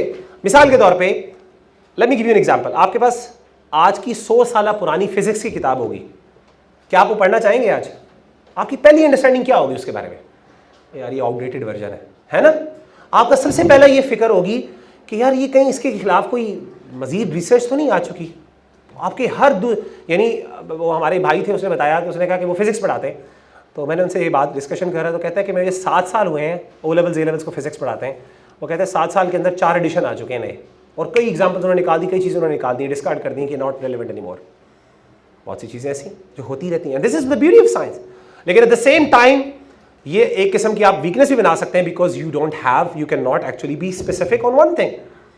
तो this is what they actually say. अच्छा, scientific theory is not a random guess. अच्छा, ये एक क्लेम है, ये बात समझ लें, इट डजंट मीन कि science does not have any value. Scientific theory is not a random guess as we use in our common language, जैसे मैंने आपके सामने पहले। अब जरा थोड़ा सा ये जो मैंने बातें की हैं, ये किन बेसिस पे की हैं, ये मेरी जाती बातें नहीं है, मेरी जाती अंडरस्टैंडिंग नहीं है, क्योंकि आप मुझसे क्वेश्चन कर सकते हैं सर एपिस्टेमिक इसकी लॉजिक क्या है पीछे। और ये है कि Karl Popper is one of the top philosophers of science of 20th century. यानी कार्ल पॉपर वो बंदा है जिसने फॉल्सिफिकेशन टेस्ट की बात की थी। Basically he is the person of the falsification test, ये वो बंदा जिसने इंट्रोड्यूस करवाया था। कार्ल पॉपर ने क्या कहा था? उसने कहा था, a theory which is not refutable by any conceivable event is non scientific. Irrefutability is not a virtue of a theory as a people often think, but it's a vice. ठीक है ना। कि कहते हैं कि वो थ्योरी जो falsified, जिसको कॉन्ट्रडिक्ट नहीं किया जा सकता, वो थ्योरी नहीं है, वो science. So by nature scientific theory is worthy of criticism, you should challenge that and it should B challenged, otherwise it's not a rightful theory. अब इसके पीछे डिटेल्स क्या है, इनकी डिस्कशन बैक एंड फोर्थ एक अलग चीज है। आगे चलते हैं। एक रिचर्ड डॉकिंस इस पर्सन, इसकी मैंने आपको मिसाल दी। Richard Dawkins is one of those people, biology का गुरु है ये बंदा। इस टाइम कैम्ब्रिज के अंदर, मेरा दोस्त खुद एक कैम्ब्रिज से पढ़ रहा है और उसने मुझे अपने बाकायदा दिखाया कि उसकी किताब पढ़ाई जाती है एवोल्यूशन के ऊपर। एवोल्यूशनरी बायोलॉजिस्ट है और ये वन ऑफ द 4 हॉर्समैन कहा जाता है, एथीस्ट, यानी जो मुल्हिद हैं उनमें से 4 बड़े दुनिया के मुल्हिद हैं, जिनके अंदर सैम हैरिस भी है और ये भी है, एक रिचर्ड डॉकिंस भी है। रिचर्ड डॉकिंस की किताब है अ डेविल्स चैपलिन। उसमें भी देखें क्या लिखता है। डार्विन, हालांकि वो उसके नज़दीक डार्विनियन एवोल्यूशन ना, यानी वो इसको ऐसे प्रेजेंट करता है जैसे इससे, यानी मजहब दुनिया के सारे खत्म, इससे बड़ी कोई सच्चाई नहीं है। वो ये कहता है, उसने इसमें एक्सेप्ट किया, क्योंकि जब उसको फिलोसोफर्स के साथ उसकी बैक एंड फोर्थ डिस्कशंस हुई ना कि यार तुम कैसी डिस्कशन है, तुम कैसे क्लेम्स कर रहे हो, then he was forced to write and admit that. ये अपनी इसकी किताब है। कहता है we must acknowledge the possibility that new facts may come to light which will force our successors of the 21st century to abandon Darwinism or modify it beyond recognition. Darwin, ये Richard Dawkins की अपनी किताब से ये word है। मतलब वो बंदा जिसने अपनी पूरी जिंदगी क्रिएशनिज्म को रद्द करने के लिए ये साबित करने में लगा दिया कि डार्विन, क्योंकि सवाल ये कि इंसान कहाँ से आया ना, फिलॉसफी का सबसे बड़ा सवाल। फिलॉसफी ये ना बड़े क्वेश्चंस हैं कुछ, उनमें से ये है कि व्हाट इज एक किताब है सूफीज वर्ल्ड, आपने देखी हुई है? आप में से कुछ भाई बताओ। It's a very good book, Sufis world. अगर आप फिलॉसफी को समझना चाहते हैं एक कहानी की सूरत में, बड़ी अच्छी एक्सप्लेन की एक बंदे ने, एक वेस्टर्न ऑथर है, सूफीज वर्ल्ड उसका नाम है। इंग्लिश में भी है, उर्दू में भी तर्जमा, कई लैंग्वेजेस में तर्जमा हो चुका है। उसमें ना बहुत सी बताई हुई है कि फिलॉसफी के मेन सवाल क्या हैं, और ये शुरू से अब तक सवाल चलते रहे। सबसे मेन सवाल ये कि इंसान को, ये कि इंसान कहाँ से आया, व्हाट इज यूनिवर्स। दूसरी बात, मैं कौन हूँ, हु एम आई, मेरी हकीकत क्या है इंसान, और फिर इंसान ने जाना कहाँ पे। ये कुछ बड़े साइंटिफिक, ये यानी बड़े फिलॉसफी के सवालात हैं जो आज तक दुनिया हल नहीं कर सकती। तो कहने का मतलब ये कि ये रिचर्ड डॉकिंस जो है, इसने क्या किया कि इसने कहा कि इस सवाल का जवाब हमारे, इसके बाद किताब बड़ा, ये इसकी एक और मुझे किताब भूल गई, उसमें से बोस्ट किया, उसने कहा कि we have found the answer, हमें आंसर मिल गया। we have evolved from the apes, और the जो एक प्रिमिटिव जो हमारी फॉर्म्स है, उसने कहा evolution is the solution, is the answer. खुदा को उसने कहा और literally said the God is dead now, क्योंकि उसके बिलीफ के मुताबिक गॉड सिर्फ वहां पे आता है जो हमने शुरू में बात की थी, गॉड सिर्फ तब आता है जब जवाब नहीं होता। हमने कहा था ना कि यार मेरा बस ईमान है, इस पर मेरे पर एविडेंस नहीं है, बस ईमान है। उसने कहा कि खुदा, इसे कहते हैं गॉड ऑफ द गैप्स, ये टर्म है गॉड ऑफ द गैप्स, यानी गैप है ना जहाँ पे आपके पास जवाब नहीं है, आप कहते हैं यहाँ पे गॉड है, आप बस कहते हैं अच्छा ये क्यों खुदा। वो कहता है हमें सॉल्यूशन, अभी कहता है हम रिसर्च कर रहे हैं, एक वक्त आएगा हमें जवाब मिल जाएंगे, खुदा की खत्म हो जाए, छुट्टी होगी। तो ही एक्चुअली प्रूव, तो ये बंदा जिसने एवोल्यूशन को, क्रिएशनिज्म का एक ऑल्टरनेटिव प्रूव किया कि देखें हमारे पास जवाब आ गया, वो इस थ्योरी के बारे में कह रहा है।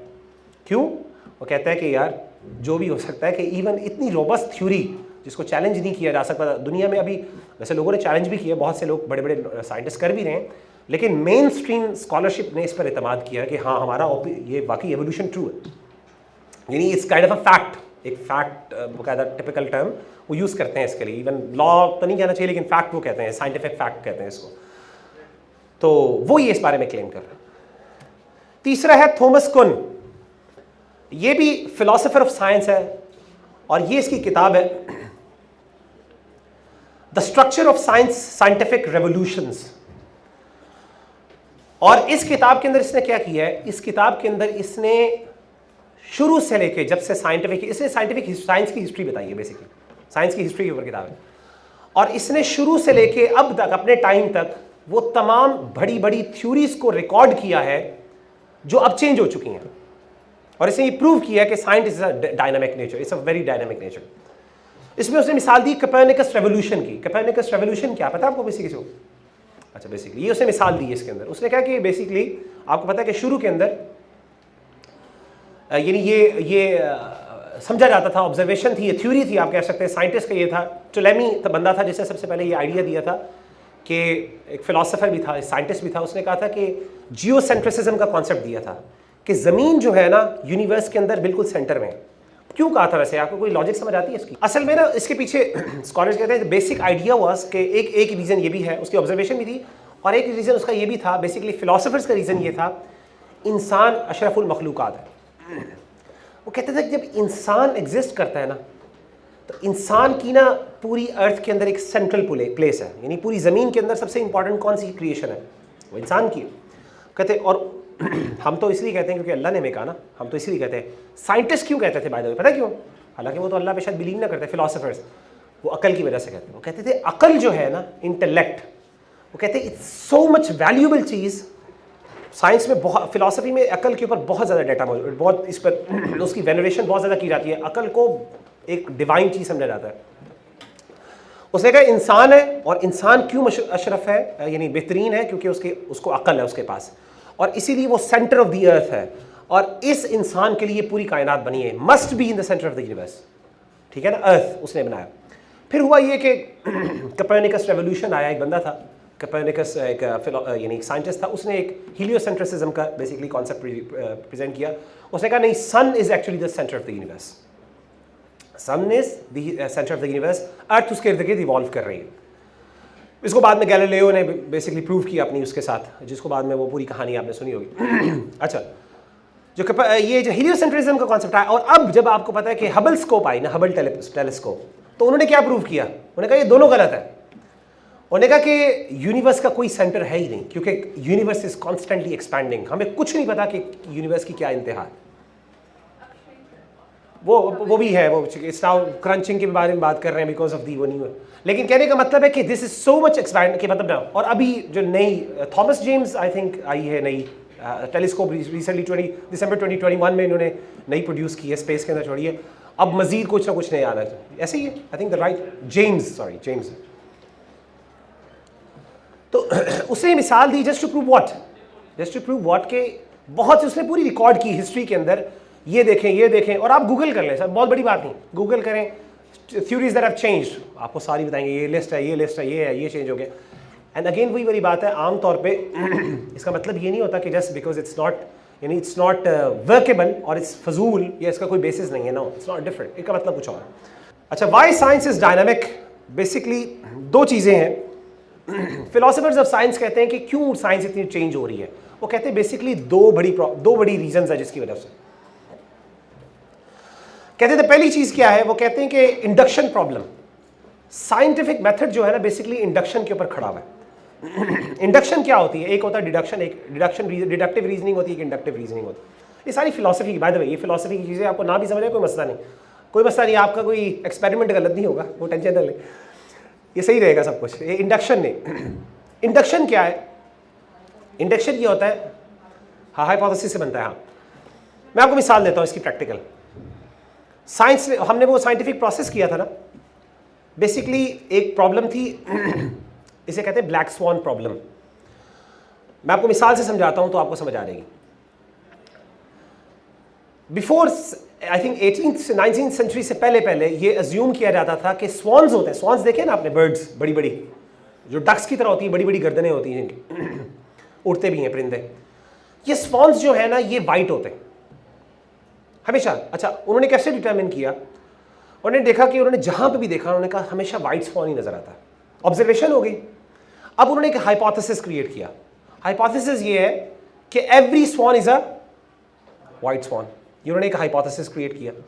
अब उन्होंने मजीद ऑब्जर्वेशंस की, एक्सपेरिमेंट्स किए, ढूंढा, तलाश किया, कुछ नजर नहीं आया, तो दे रीच्ड अ कंक्लूजन कि हाँ, और साइंटिफिक थ्योरी एक किस्म की बन गई कि every sworn is a white sworn. Inductive logic, ये इंडक्टिव लॉजिक में बता रहा हूं।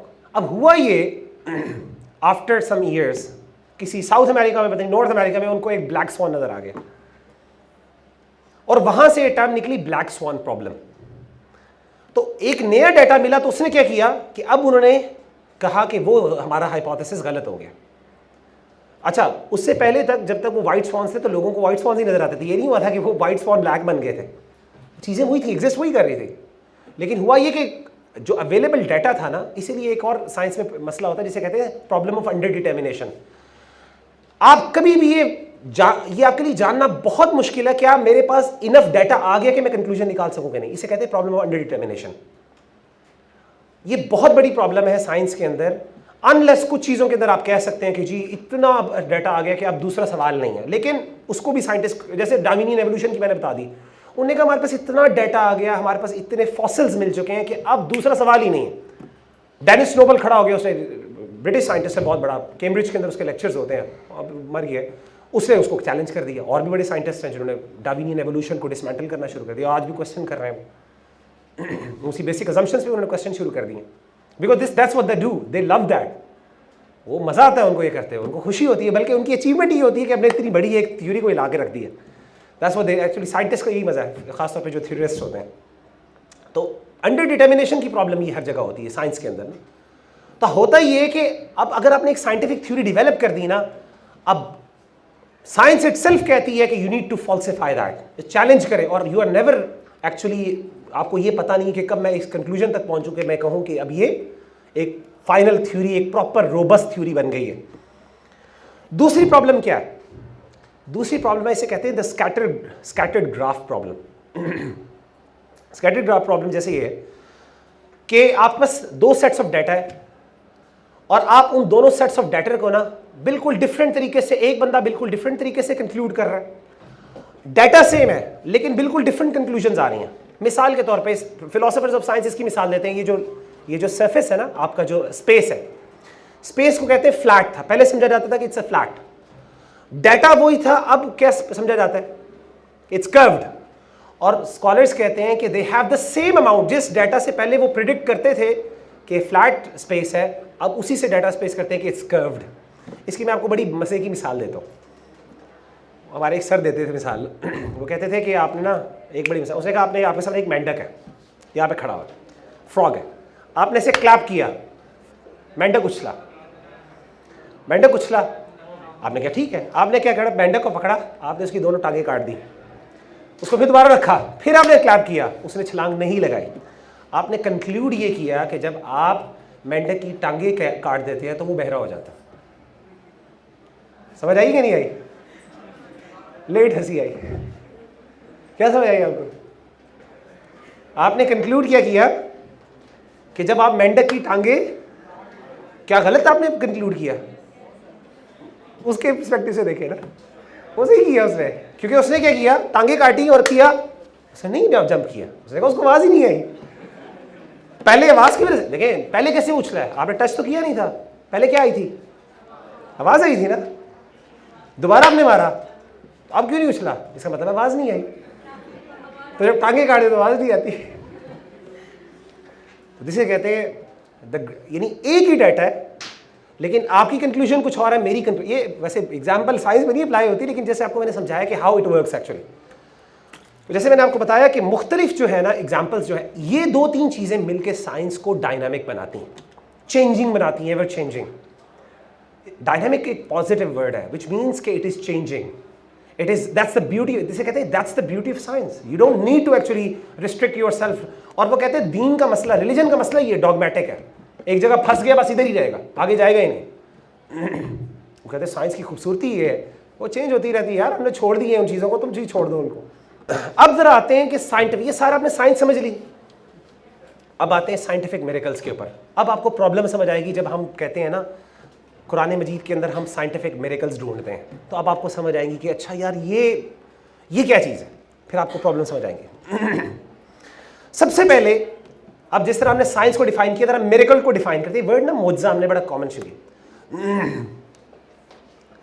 देखिए आमतौर पे जब मिरेकल की बात होती है तो क्या बेसिस होती है? मिरेकल का असल मकसद क्या होता है? चैलेंज करना ना।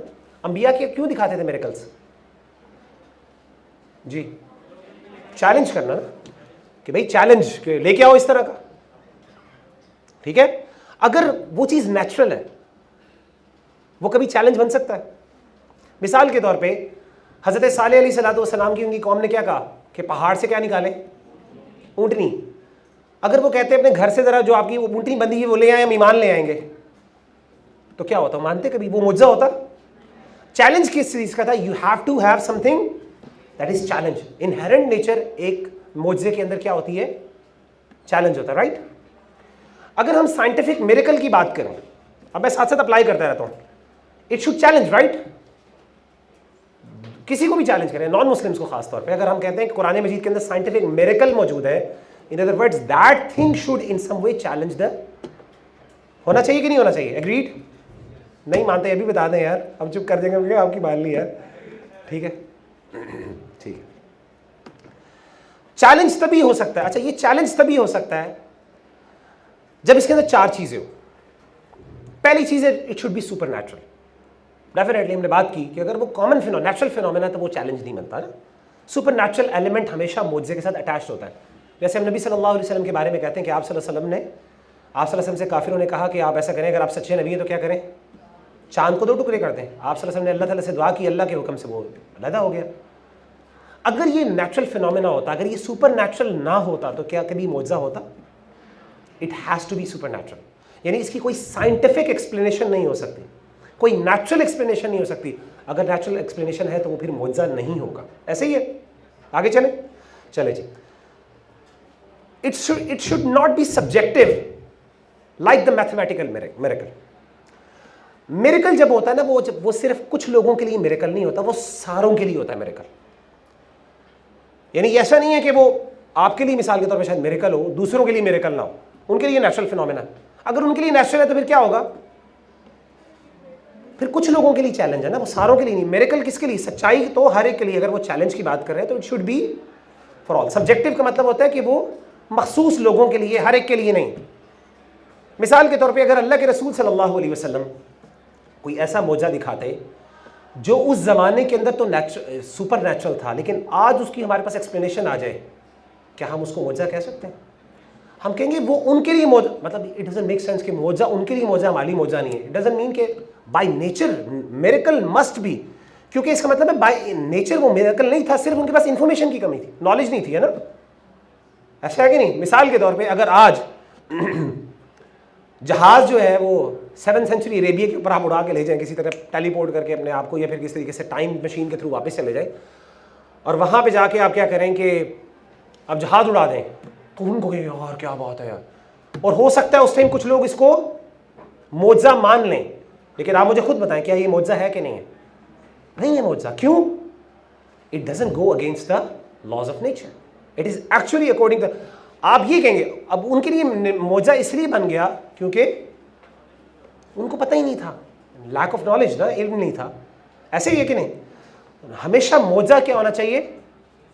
ओपन फॉर ऑल होना चाहिए, सब्जेक्टिव नहीं होना चाहिए। मैं आपको मिसाल देता हूँ, आप में से कितने लोग हैं जिनके पास मोबाइल में कुरान मजीद मौजूद है? जरा खोलें जल्दी से, अगर खोल सकते हैं मोबाइल में, जल्दी से खोलें एक मिनट। सूरह बकरा निकालें, सूरह बकरा की आयत गैस करें कि आखिरी आयत कितनी है, टोटल वर्सेस कितनी है? 286।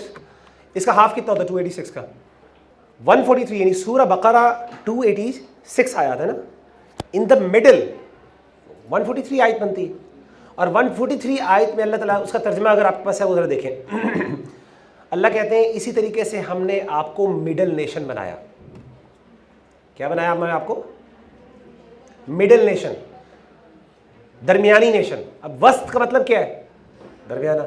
अल्लाह ने सूरह बकरा, हालांकि इतनी बड़ी सूरत है, 286 वर्सेस है, कुरान मजीद की सबसे बड़ी आयत है, सूरत है, उसके बिल्कुल दरमियान। अल्लाह ताला आगे भी कह सकते थे, पीछे भी कह सकते थे, लेकिन अल्लाह ने एन मिडल में जाके हमें क्या कहा कि you are a middle nation, दरमियानी उम्मत। ठीक है, वसत, वसत कहते हैं ना दरमियान में, है कि नहीं? मिरेकल, मैथमेटिकल मिरेकल, इसको मैथमेटिकल मिरेकल कहा जाता है।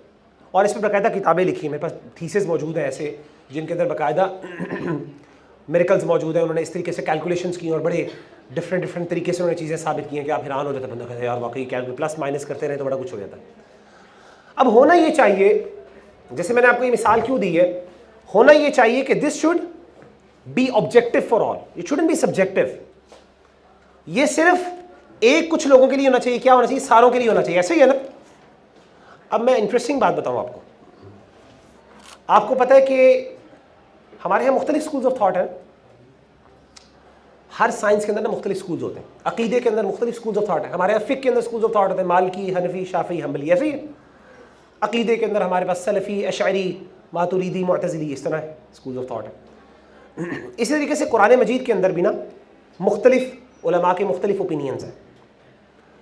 मज़े की बात है, मेजॉरिटी उलमा कहते हैं कि सूरह बकरा की आयत 286 है ही नहीं, वो 285 है या 287। अब इसका मतलब ये नहीं है, अल्लाह माफ़ करे, कि कुरान मजीद कम हो गया, ऐसा नहीं है। मैं आपको बताता हूँ कैसे। मैं आपको इसको एक और मिसाल देता हूँ। सूरह फातिहा खोलें आप लोग कुरान मजीद में, अगर आपको समझ आ जाएगी कि इसका मतलब ये, इससे कुरान कम नहीं होता, इसमें कोई मसला नहीं होता, लेकिन जस्ट टू टेल यू कि व्हाई इट इज़ डिफरेंट। सूरह फातिहा में कितनी आयत है? 7 है। ज़रा गिने कितनी है उसमें आपके कुरान पे है? बिस्मिल्लाह वाली बात बाद में करते हैं ना। हाँ, कितनी है? 6 है ना? कैसे 7? आपके कुरान में 7 है? आखिरी आयत कितना लिखा हुआ है? 6 लिखा हुआ है ना? 6 लिखा हुआ है। कैसे वो 7 उन्होंने लिखा हुआ है? बिस्मिल्लाह को 1 लिखा हुआ है उन्होंने। आप जरा काउंट करना शुरू करें, 6 बनती है। वो बिस्मिल्लाह को 1 लिखा हुआ है उन्होंने।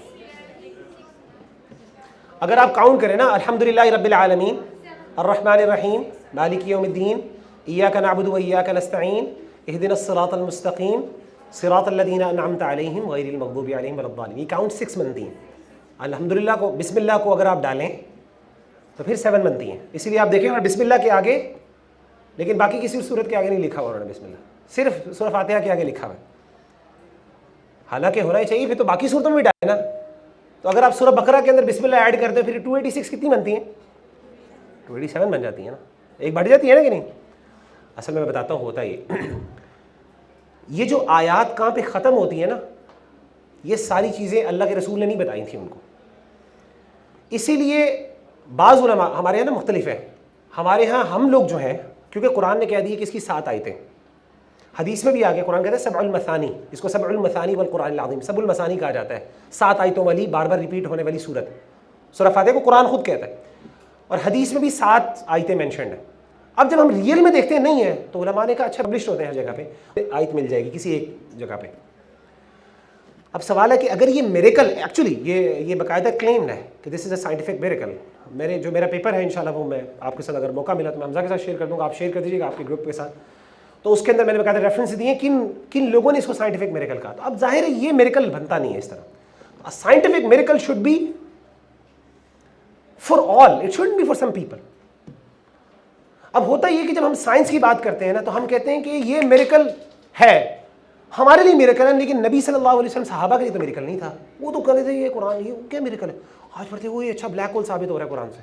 वो कल किसी भाई ने, पता नहीं अल्लाह की तरफ से, गूगल पता नहीं ये करता कि नहीं कहता, जब से मैंने इस पर टॉक दे रही थी तो मुझे इतनी मैसेज और पोस्ट आना शुरू हो गई, जिसके अंदर जनाब मुझे इसी तरीके से वीडियोज़ आ रही हैं, रिकमेंडेशंस आ रही हैं, black holes prove from the Quran.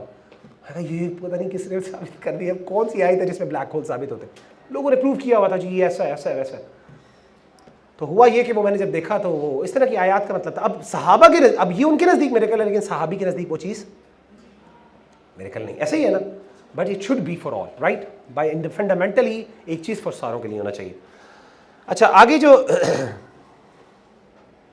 बस मेरे ख्याल 5 मिनट्स रह गए, 3 मिनट्स रह गए, मैं जस्ट कंक्लूड करता हूँ इंशाल्लाह, क्योंकि बहुत सी चीज़ें थी आपके सामने डिस्कशन करने वाली।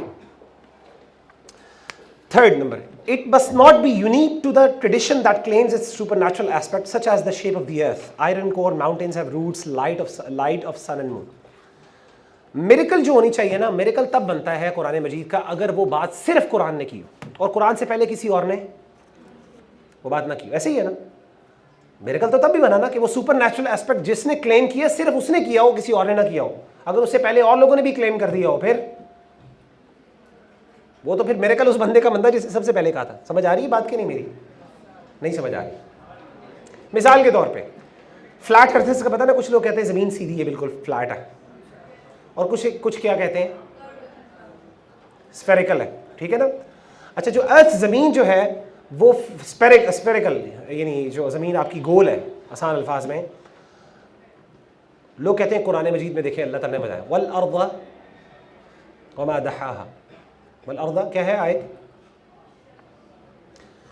कि अल्लाह ताला कहते हैं कि जो ज़मीन है वो द वर्ड दहिया अल्लाह ने यूज़ किया है, दहाहा, जिसका मतलब बेसिकली गोल भी होता है। तो कहते हैं अल्लाह ने पहले ही कुरान मजीद में कह दिया कि ये है। तो देखिए आज हमने प्रूव किया, मतलब कई सालों बाद जाके प्रूव हुआ, जो कोपर्निकस रेवोल्यूशन, हबल स्कोप आई और ये सारी चीज़ें हुई, उसके बाद हमें पता चला कि ज़मीन क्या है, वो गोल है, कहते हैं ये साइंटिफिक मिरेकल है। आप बहुत देखते हैं, ये मिसाल हर ऑलमोस्ट किताब के अंदर आपको मिल जाएगी मिसाल। लेकिन आपको पता है एक बात, कि ये जो ज़मीन के गोल होने की बातें एंशिएंट ग्रीस में भी मौजूद है। एंशिएंट ग्रीक्स जो थे उनकी थ्योरीज भी हैं, वो कहते थे कि ज़मीन गोल है। ये सिर्फ इस्लाम ने नहीं, मज़े की बात है तौरात के अंदर अगर आप देखें उसमें भी ये मेंशन्ड है मेजॉरिटी का, कि this is actually the earth was actually round spherical. Number of लोगों ने इससे पहले क्लेम कर चुके, मतलब कुरान ने सिर्फ, अगर कुरान से साबित हो भी जाए, फॉर एग्जांपल अगर नबी सल्लल्लाहु अलैहि वसल्लम ने क्लेम कर भी दिया हो, तो ये सिर्फ नबी सल्लल्लाहु अलैहि वसल्लम का क्लेम नहीं है या फिर कुरान का क्लेम नहीं है, इससे पहले भी हो गया क्लेम, ठीक है ना। It should be for all, यानी ये वो हो क्लेम। इसी तरीके से मिसाल के तौर पे ये जो है ना आयरन कोर के बारे में आपने भी पढ़ा होगा, कहते हैं जी आयरन कोर जो है ना, अगर आप इसका बड़े इंटरेस्टिंग फिनोमेना बाय द वे, आपने पता नहीं पढ़ा कि नहीं, वो कहते हैं आयरन कोर जो है ना, जितने अमाउंट ऑफ आयरन हमारी ज़मीन पे मौजूद है ना, इसकी हमारे पास कोई एक्सप्लेनेशन नहीं है, वाकई नहीं, अभी तक नहीं है, हो सकता है अब तक आ गई हो, बट मेरी इल्म में जब तक क्लास में मैंने रिसर्च की थी उस टाइम कोई हमारे पास एक्सप्लेनेशन नहीं थी इसकी, कि जितना अमाउंट ऑफ आयरन हमारे पास ज़मीन में मौजूद है इसकी कोर के अंदर, इसकी कोई हमारे पास लॉजिकल एक्सप्लेनेशन नहीं है।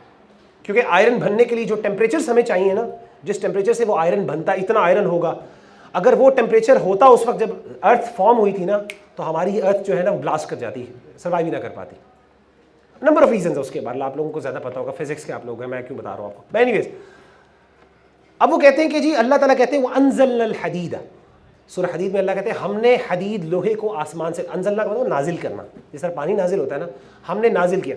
तो उन्होंने कहा बेसिकली ये आसमान से, ये कोई आसमान से नाजिल हुआ, ये इस अर्थ में नहीं था पहले। और कहते देखें कुरान ने अनज़लना का वर्ड यूज़ किया, और साइंस भी कह रही है कि ज़मीन के अंदर नहीं हो सकता, there is no reason for that justification, hence it's a scientific miracle. लेकिन आपको मज़े की बात बताऊं कि आयरन बाहर से आया, आसमानों से, ये यानी कॉस्मोस से, ये स्पेस से आया है, ये एंशिएंट ग्रीस के अंदर भी मौजूद है। कई टेक्स्ट मौजूद है जिनके अंदर ये चीज़ें मेंशन है, उन्होंने कई थ्योरिस्ट थे, उन्होंने कहा था कि आयरन वहाँ से आया। तो प्रॉब्लम इज़ अगेन, इसी तरीके से हम कहते हैं कि माउंटेन्स हैव रूट्स, इसका मतलब ये कतन नहीं है, अल्लाह माफ़ करे, कि अल्लाह ताला की ने जो बात की उसकी अहमियत नहीं है, नहीं उसकी अहमियत है, उसके मकासद कुछ और है। आगे उसकी रीजंस बताइए कि अल्लाह ने जब ये बातें नेचुरल फिनोमेना की बात करते हैं, आसमान और ज़मीन की, पहाड़ों की, तो अल्लाह के मकासद के वो अल्लाह उलमा ने बयान किए हैं। और अल्लाह चाहते हैं कि हाँ अगर हमें ये फैक्ट्स पता चलते हैं तो हम अल्लाह का शुक्र अदा करें, हम कहें हमारी एतमाद और यकीन में ज़्यादा पुख्ता होता है। लेकिन हम इसको सिर्फ इसके ऊपर रिलाई नहीं कर सकते। जो हमारी अप्रोच थी ना कि अगर हमें साइंस कहेगी तो हम मानेंगे, साइंस तो चेंज हो जाएगा कल को। लास्ट बात इंशाल्लाह ये करता हूँ मैं इंशाल्लाह, और हम इस पे कंक्लूड कर लेते हैं। बहुत सी ऐसी चीज़ें हैं, तो it should B miracle, should B it shouldn't be unique to a tradition, and last but not the least it shouldn't be time bound। देखें आज हम कहते हैं कि ये टाइम इस टाइम के लिए है, हम कहते हैं ये मिरेकल है। मिसाल के तौर पे हम कहते हैं 1400 साल बाद हमने डिस्कवर किया एक डिस्कवरी जो कुरान ने पहले ही मेंशन कर दी थी, 1400 साल पहले साइंस ने आज डिस्कवर किया। तो ठीक है, एक बंदा कहेगा ठीक है मैं मानता हूँ, आइए आप ऐसा करें कि 1400 साल पहले की बात है ना, 1300 साल पहले जो डिस्कवरीज हुई थी, या फिर यानी आज से 100 साल पहले जो डिस्कवरीज हुई थी, 1000 साल पहले, वो बताएं, वो भी कुरान ने मेंशन की, वो कहाँ पे? अच्छा, उससे पहले जो डिस्कवरी थी वो भी मेंशन है कुरान में, वो भी दिखाएं। फिर होगा क्योंकि हमने कह दिया कि मौजज़ा जो होता है थ्रू आउट होता है, तो वो फिर कहेगा कि अच्छा अगर आज साइंटिफिक फैक्ट्स प्रूव कर रही है तो फिर 100 साल 2000 साल पहले भी तो करना चाहिए था उसको, यानी 1000 साल पहले भी तो होना चाहिए, तो उसको प्रूव करके दिखाएं। हमारे पास कोई जवाब नहीं होगा। तो मल्टीपल प्रॉब्लम्स है इसमें। देखें खुलासा ये है इंशाल्लाह, और बात हम ख़त्म करते हैं। अल्लाह ताला को इस बात पे कोई यानी नहीं है कि अल्लाह ने ये सारी चीज़ें इंसान के लिए बनाई और अल्लाह ताला चाहते हैं कि इंसान इसको ऑब्जर्व करे, लेकिन हमारा जो ईमान है उसकी बुनियाद ये चीज़ें नहीं होनी चाहिए। हमारा ईमान सिर्फ वो है जो नबी ने बता दिया, कुरान मजीद में अल्लाह ने जो हक्कानियत बता दी वही हमारा ईमान, और वही रोबस्ट चीज़ है। अगर हम साइंस के ऊपर खड़े हो गए ना कि अगर साइंस कहेगा तो मानेंगे, तो आप देखें एक वक्त आएगा साइंस ने मूव ऑन कर जाना है, और हम या तो फिर क्या करेंगे, कुरान मजीद की आयत को बदल रहे होंगे बार बार, उसका मीनिंग नहीं, असल मतलब ये नहीं था, ये था, और अपने आप को बिलिटल कर रहे होंगे, अपना मजाक उड़वा रहे होंगे। या दूसरी बात ये कि हम ईमान छोड़ देंगे। ऐसा हुआ है, एक बंदे ने इस बुनियाद पे दीन छोड़ दिया, उसने कहा ये क्या बात है, ये साइंस चेंज हो गई, अब मैं कुरान को भी चेंज करूं। वो अज्यूम करके बैठा था कुरान ने साइंस के बारे में ये बात की है। एक्चुअल में ऐसी एग्जांपल्स मौजूद है, लोग बेचारे नहीं होते, ईमान नहीं होता, क्योंकि the reason why they actually believed in Quran was because of science. Science changes, science dynamic है, उसने कहा उसको परवाह ही नहीं किसी चीज की, इट्स रनिंग, और हम कुरान को ले लेके पीछे भाग रहे हैं। देखिए हक जो है ना, ट्रुथ, वो कभी चेंज नहीं होता, हक एक ही रहता है ना। और साइंस एवर चेंजिंग है। अब आप क्या कर रहे हैं कि एवर चेंजिंग से एक सर्टन चीज जो कभी चेंज नहीं होती उसको प्रूव करने की कोशिश कर रहे हैं। कितनी इलॉजिकल बात है। लेकिन आप इसे बेनिफिट उठा सकते हैं। अगर कोई चीज़ ऐसी है, उसके उलमा ने प्रिंसिपल बनाए, इंशाल्लाह कभी मौका मिला, कुछ उलमा ने कुछ जगह आती हैं जहाँ से आप साइंस का बेनिफिट ले सकते हैं। वो अभी टाइम नहीं है, इंशाल्लाह कभी मौका मिला दोबारा तो यहाँ पे मज़ीद इस पर डिस्कशन करेंगे। तो टाइम्स अप इंशाल्लाह। सुब्हानक अल्लाहुम्मा व बिहम्दिका अशहदु अल्ला इलाहा इल्ला अंता अस्तगफिरुका व अतूबु इलैक। जज़ाकल्लाह खैर आपकी सबका।